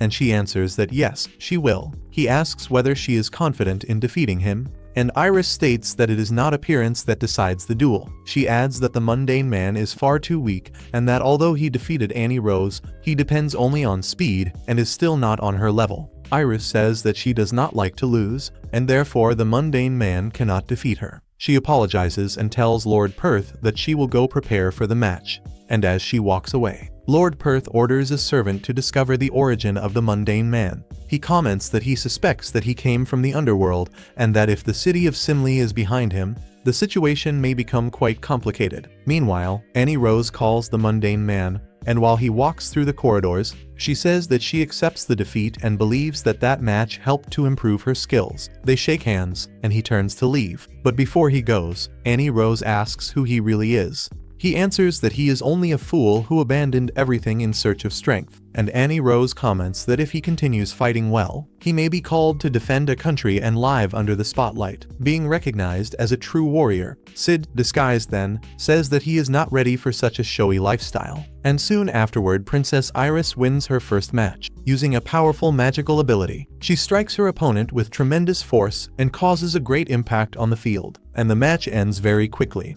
At the end, Iris spots Lady Beatrix and starts running toward her. She stops her and asks if she really is Beatrix, the goddess of war. The elf then asks who she is, and Iris introduces herself as the Princess of Midgar. Beatrix tells Princess Iris that after eating something she will feel fine, and offers her some bread. Princess Iris politely refuses, remaining standing, visibly confused. On the way back home, Sid reflects on how to manage to use his sword skills without resorting to Shadow's power. He evaluates that he has already completed about 70% of his objectives at the Bat-Kun festival, but even so he still needs to figure out how to finish the rest. For him, the simplest solution would be to win everything. However, he believes his most striking scene will be the next battle against Iris. Sid wishes to defeat her and simply disappear. He imagines that defeating someone recognized as the great warrior and then leaving the stage would make him a true eminence in the shadows. He also thinks about what it would be like to follow a darker path, and concludes that there would be many directions he could follow, and that all of them would be incredible. Suddenly, he hears a voice saying that he seems very happy,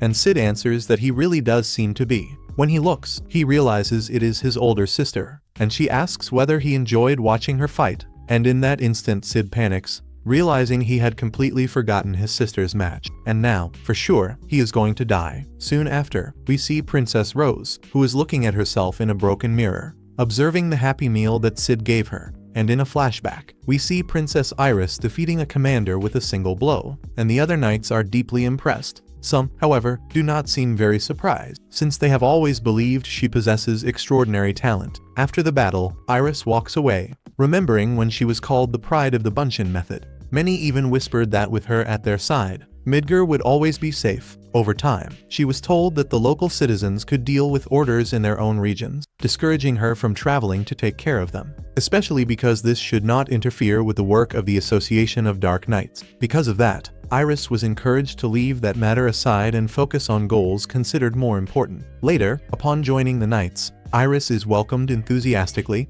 and people admire her as she begins to be called the pride of the Kingdom of Midgar. Despite this, she feels pressured and does everything possible to maintain control. All those repressed emotions led her to finish the commander with a decisive blow. She feels irritated with him for having ordered her to be only a spectator and to do nothing. For Iris, that was a way to express everything she had been holding back. The commander also warns that without magic, even she would be powerless against certain enemies. When Iris spoke with her father about this, demanding the chance to exercise real authority, he asked her to be cautious and explained that acting on impulse would only create more enemies. Even if her intentions were correct, there was no guarantee that those who did not know the context would understand it. Furthermore, the Bat-Kun festival was approaching and many guests were arriving in the kingdom. He feared presenting action as hostile to divine teachings, and none of this seemed to shake Iris, who remained determined to pursue her objectives. Her father, however, believed that she was only desperate to prove that she was right, and feared that her actions would put the kingdom at risk. Even so, all of this only strengthened Iris's determination to obtain results and prove her capability. Meanwhile, as part of the preparations for the festival, a banquet was held and Sid receives an invitation. He was amazed by the comfort provided by VIP status and praised the possibility of ordering anything created and being promptly served without additional cost. While he enjoys his coffee, his thoughts are interrupted by Princess Iris, who sits beside him and asks whether he came to cheer for his sister Claire once again, and Sid confirms it, questioning himself about why she decided to sit there again. And he hears Iris say that she was released from her official duties that day. She notices that he is drinking coffee and praises the aroma, although she complains about the bitter taste. As a solution, Sid asks if she has ever tried adding milk or sugar, turning the drink into something like sweetened café au lait. Although suspicious, he claims that it is a magic spell capable of making any coffee taste exactly the same. When Iris naively tries it, she ends up finding the drink delicious. While they eat, Sid feels satisfied for sharing an elegant breakfast with the princess. Soon after, a slight commotion takes over the place when the guards stop a woman from entering while carrying her sword. Seeing from afar, Sid thinks he recognizes her. While the guards insist that she leave the weapon, Princess Iris approaches and says that she was the one who invited her. She then introduces the woman as Beatrix, the goddess of war. Upon hearing that, those present are shocked, recognizing her as a legendary master swordswoman. Hearing the title, Sid becomes excited, imagining what it would be like to be called a legendary master. Princess Iris leads Beatrix to a seat close to hers, which makes Sid quite uncomfortable. He wonders why the two chose to sit near him. And meanwhile, the other men begin asking several questions to Lady Beatrix. One of them asks why she had not appeared in public for so long and why she chose that moment to return. Beatrix answers that she is looking for someone, her niece, who looks a lot like her. She asks if anyone has seen her, and instead of answering normally, the men reply that they would never forget the face of someone as beautiful as her. Beatrix then remembers the rumors that elves had been seen in the kingdom, but the men insist that they have not seen any. Hearing this, Princess Iris apologizes to Beatrix, explaining that she brought her in the hope that she would find her missing niece, but unfortunately it was not very helpful. In a lighter tone, the knights ask if there is a competitor who has caught her attention, and to everyone's surprise Beatrix gives a name, Sid. The comment provokes murmurs around them, with everyone questioning the reason. Beatrix states that she is sure he will become much stronger, even if he himself does not believe it. One of the knights counters, saying that although Sid is a student of the academy, he has no potential to become a knight and does not even come close to his sister's level. To ease the mood, Princess Iris comments that if Beatrix thinks so, then perhaps she is right. In agreement, the others begin to await Sid's future. Even so, they wonder how someone apparently so naive like Beatrix can be the legendary goddess of war. However, because she is Princess Iris's guest, they end up being forced to accept that truth. Sid, on the other hand, sees things very differently. For him, Beatrix certainly possesses everything necessary to be called the goddess of war. Her appearance, personality, title, and strength are natural, without exaggerations or ornaments. Precisely because of that, it becomes difficult to perceive how powerful she truly is. Meanwhile, Lord Perth administers the daily dose of medicine to Princess Rose's father. Although he has no complaints about the effectiveness of the drug, he is bothered by a strong odor the king gives off. For that reason, he orders the guards to cover him with perfume. Then he shows satisfaction when confirming that the drug has turned the king into a complete puppet, able to act only according to his orders. This makes Lord Perth feel a kind of pity for the king. Even so, he remains confident that his daughter, Princess Rose, will return to save her father, who is now in a pitiful state. Hearing his daughter's name, the king tries to pronounce it with difficulty. Lord Perth comments that he would not have minded letting Rose go free if she had been a good girl and handed over the keys. However, according to him, Rose began to show signs of possession, becoming ideal material for experiments by the cult of Diablos. After that, he leads the weakened king to the throne room, and while they walk, Lord Perth remains confident that the princess will not appear. That will greatly facilitate using the king's influence to deal with the kingdom of Midgar.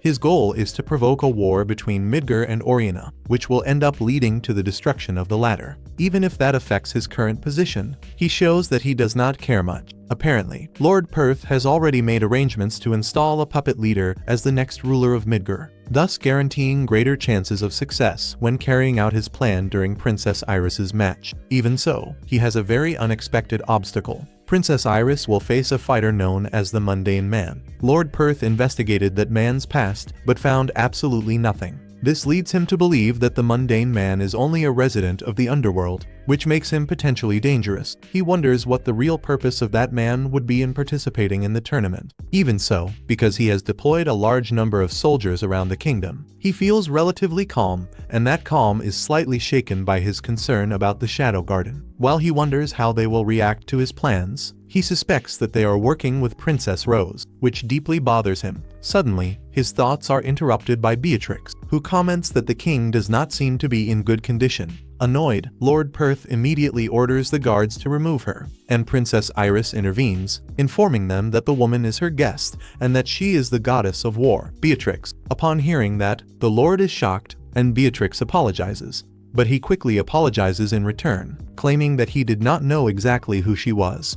Even without considering that a valid justification, he encourages her to relax and enjoy the festival. However, apparently still in control, Lord Perth begins to wonder what the goddess of war would be doing at that tournament, among all possible places. To prevent her from interfering with his plans, he starts looking for an opportunity to eliminate her. However, he knows that this will not be easy, since Beatrix is even more skilled with the sword than Princess Iris herself, who is considered the best swordswoman in the kingdom. The woman is simply the goddess of war, and the man wants to eliminate her. Truly reckless. Well, faced with that, he wonders if it will really be possible to assassinate the King of Midgar, as he had planned. But on the positive side, he remains confident that everything will work out if Princess Rose appears. If that happens, he intends to capture her and proceed with the war against Oriana, as planned. From a distance, Lord Perth observes a young man walking away discreetly. Realizing that it is Sid going to relieve himself, he does not give much importance to the fact, since he has no reason to worry about someone like him. Watching Claire fight, he is impressed by how exceptional she is. Although he recognizes her potential, he does not consider her a real threat. Even so, he thinks that everything would be simpler if everyone were at Claire's level. Shortly after, Claire wins her match and Princess Iris begins to prepare for her own. As she heads to the arena, a crowd begins to press around her, calling her name and asking her to win. The people's incessant voices give her strength to continue, especially when she hears the statements that the kingdom will be safe as long as she exists. Determined to meet those expectations, Iris knows that for that she must win that fight. However, when facing her opponent, the mundane man, she cannot feel even a trace of strength coming from him. Even so, she believes that there is something hidden inside him. Nevertheless, she is confident that she will be able to defeat him as soon as the fight begins, as long as she gives her very best. Although she is fully convinced that he is hiding something, she does not know what it is. Yet she is determined not to give him even a second to reveal that secret and intends to end everything with a single strike. That said, the announcer proclaims the beginning of the second match between Princess Iris and the mundane man. And the instant the fight begins, Iris simply sees her head being cut off. Fortunately, this is only a hallucination, but the shock is so great that it makes her immediately retreat, moving away from the mundane man. As he remains at a distance, Iris wonders how she could have been cut like that. After all, he had not even moved. The common man, still standing, calmly asks why she is not attacking. And looking around, Iris realizes that she instinctively moved away at the exact moment the fight began. This happened because she clearly felt death approaching, and ignoring that premonition, Iris regains her composure and draws her sword. Now she is determined to face him, because allowing him to notice her fear would only make him even more powerful. However, the moment she prepares to attack, she feels her leg being cut, and that makes her question whether everything is just an illusion, or if he really approached without her noticing. At that moment, Iris understands that the entire arena is within the range of his attack. Meanwhile, a young woman approaches the disguised VIP area, where the king and the nobles are seated. She is surprised not to find security guards. Instead, she sees the bodies of some members of the cult of Diablos and citizens tied up. Looking more closely, she notices the Shadow Sisters, who recognize her immediately and instruct her to proceed with her mission. At that moment, she removes her disguise, revealing herself as Princess Rose. Meanwhile, Princess Iris continues fighting against the common man, still seeing illusions of him cutting her, even while he remains still. Over time, she realizes that he is causing these hallucinations only with a look and a slight shift in his center of gravity. This makes her understand how powerful he really is. While trying to decide how to defeat him, the crowd begins to lose hope in her. Some start to believe that Princess Iris is afraid, and to prove the opposite, She uses all her strength and charges forward, ready to bring him down. As she approaches, Iris realizes that he is not even holding the sword. All of that was an illusion. However, it is already too late. The man dodges the attack, grabs her by the neck, and throws her to the ground. Only then does he draw his sword and declares that everything was only just beginning. Watching Iris lose the advantage in the fight, Lord Peth becomes irritated at seeing her being dominated by someone like him. Even so, he is impressed and afraid of the power of the mundane man, admitting that not even the cult of Diablos would have someone with such strength. At that moment, Princess Rose enters the hall, and upon seeing her, Lord Peth feels satisfied. The sick king is also pleased and asks her to come closer. Rose, in turn, states that she came to apologize for everything she has done, and for everything she will still do. And as a princess, she asks for permission to follow the path she believes in. Upon hearing this, the king forgives all her sins. This reaction leaves Lord Peth furious, since he had not ordered his puppet king to say that. After receiving forgiveness from her father, who is the king, Rose rushes forward to attack Lord Peth. In the blink of an eye, he uses the king himself as a shield, forcing Rose to kill her own father. Her father says that he loves her before leaving this world, and as a final act, she decides to take her own life. However, Lord Peth orders his guards to stop her, and at that instant, Lord Shadow appears, still in the form of the mundane man. He eliminates everyone, and it is at that moment that he reveals his true identity. However, the naive princess refers to him as the elegant bandit slayer, the one who saved her when she was a child. Rose praises him a lot for continuing to fight against evil from such a young age, but shows disappointment in herself for almost having given up. Lord Shadow tells her to raise her head, since the fight is not over yet. And when looking at the lifeless body of her father, Rose makes a firm decision and escapes from the place. Watching her leave, Lord Peth becomes furious and tries to follow her, but he is stopped by Shadow. Desperate, he calls for his guards, only to discover that they have all already been eliminated by the Shadow Garden girl.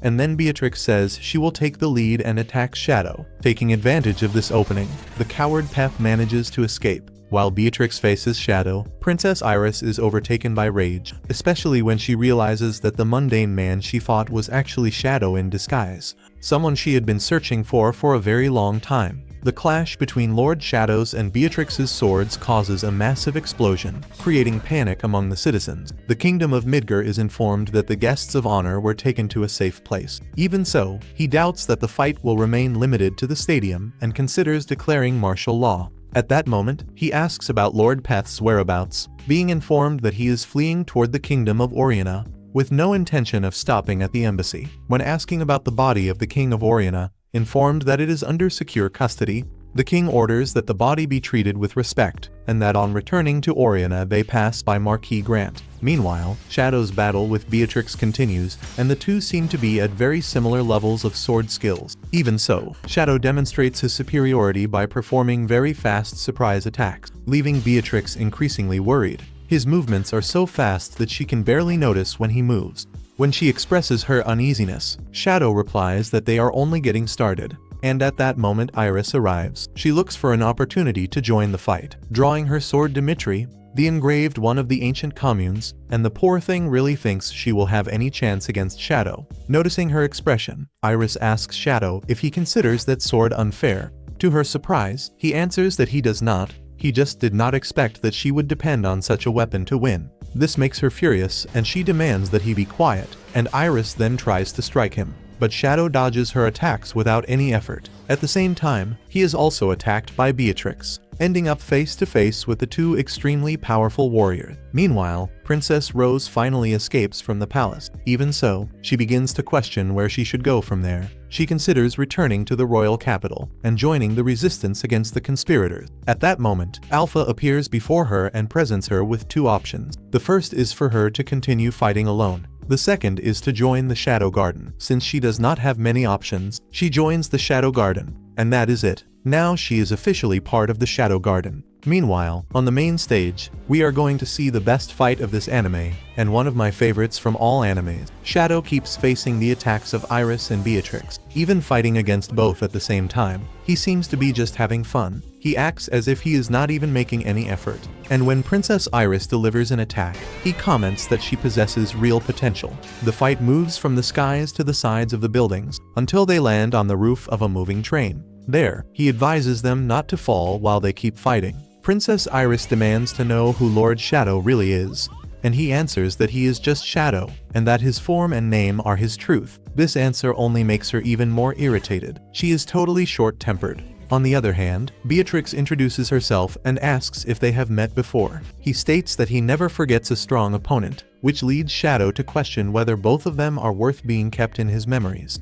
At that moment, he launches a fire attack, forcing both to dodge. He feels frustrated, because magic does not work very well in common water. And then Iris tries a surprise attack, but Shadow dodges it, pushing her into the water with a powerful bicycle kick to the face. While fighting Beatrix, she ends up cutting his weapon in half, and the battle intensifies a lot, continuing through the city. Until then, Lord Shadow tries a surprise attack, but Beatrix blocks it, stating that she has already gotten used to the pattern. Impressed, Shadow acknowledges her sword skill, saying it is as good as the members of the Shadow Garden, but he states that her use of magic still leaves much to be desired. He then declares that he will show what true strength is, and fortunately for Beatrix, Princess Iris charges forward and interrupts the attack. After dodging Iris's strike, Shadow states that he cannot be defeated with borrowed strength. Then both decide to attack together, with Iris restraining Shadow and asking Beatrix to finish him. At that moment, she rushes in, causing a brief scare. However, Shadow lands an absurd knee strike on Iris and throws her to the ground. Right after that, Beatrix tries to launch her ultimate,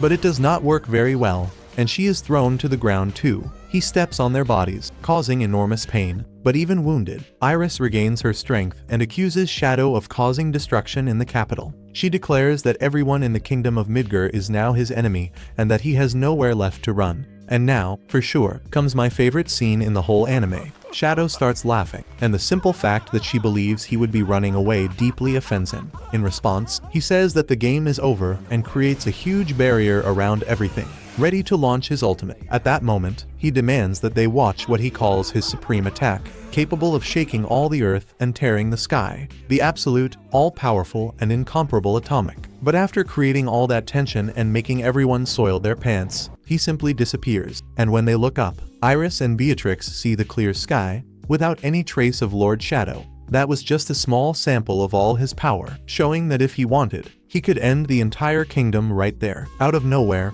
And realizing this, Iris screams in frustration, deeply disappointed for having nothing she can do. In another scene, we see Lord Peth, who is scolded by the leader of the cult of Diablos. Although he apologizes, he assures that as long as the royal family is under the control of the cult, Princess Rose will not be able to appear without leaving traces. He also believes that the kingdom of Oriana will fall into collapse after the king's death, which makes him confident that Rose will return. With no alternatives, the cult leader accepts his words, and meanwhile, the citizens of Oriana are devastated and begin to abandon the kingdom. Among them is Beatrix's ally, who before leaving, advises Iris not to become too obsessed with Shadow. Iris replies that she will be fine, and in parallel, the Sisters of the Shadow Garden show concern about Shadow's public action. However, they are informed that he is serving as a decoy to distract the kingdom of Midgar, preventing interference in Oriana. After confirming that they are in contact with all fronts and that Ida's unit is taking care of technical matters, they calm down. Fully prepared, they decide to carry out their work in the best way possible,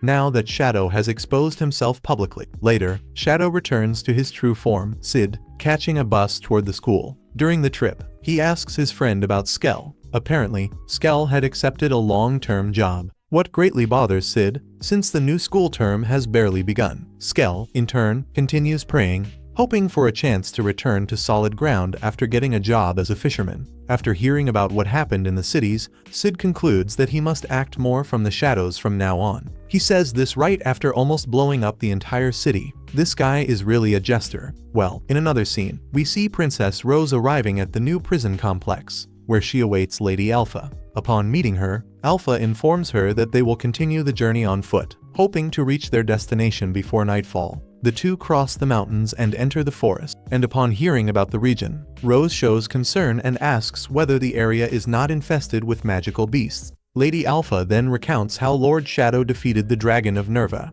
being recognized as the ruler of that territory. Upon reaching the destination, Rose is shocked to discover that they are in the former royal capital, Alexandria. but now it is the Shadow Garden's operations base. There, Alpha introduces her to Lambda and states that she has a new recruit and orders that she be trained. Lambda, in turn, makes it clear that everything depends on Rose and that she must prove her worth. Without wasting time, she assigns her to a team, giving her the name 666. Next, Rose is stripped of her clothes and of everything that is precious to her. After that, she is told that she is nothing and nobody, and that she must completely abandon her previous life. At that moment, her mind can only think about Sid, but Lambda insists that she leave everything behind. Meanwhile, elsewhere, the formidable Shadow is playing the piano, convinced that he has fulfilled his purpose. He recognizes that acting in the shadows is essential to do what must be done, and he shows himself prepared to face the moment of awakening, which now approaches. And here we finish our recap. I hope you enjoyed it. Leave a like and comment below if you want the second season. This is an anime that I like a lot, and it was very good to bring it here for you. I hope you enjoyed it. We are together. Stay with God. Thank you. See you in the next video.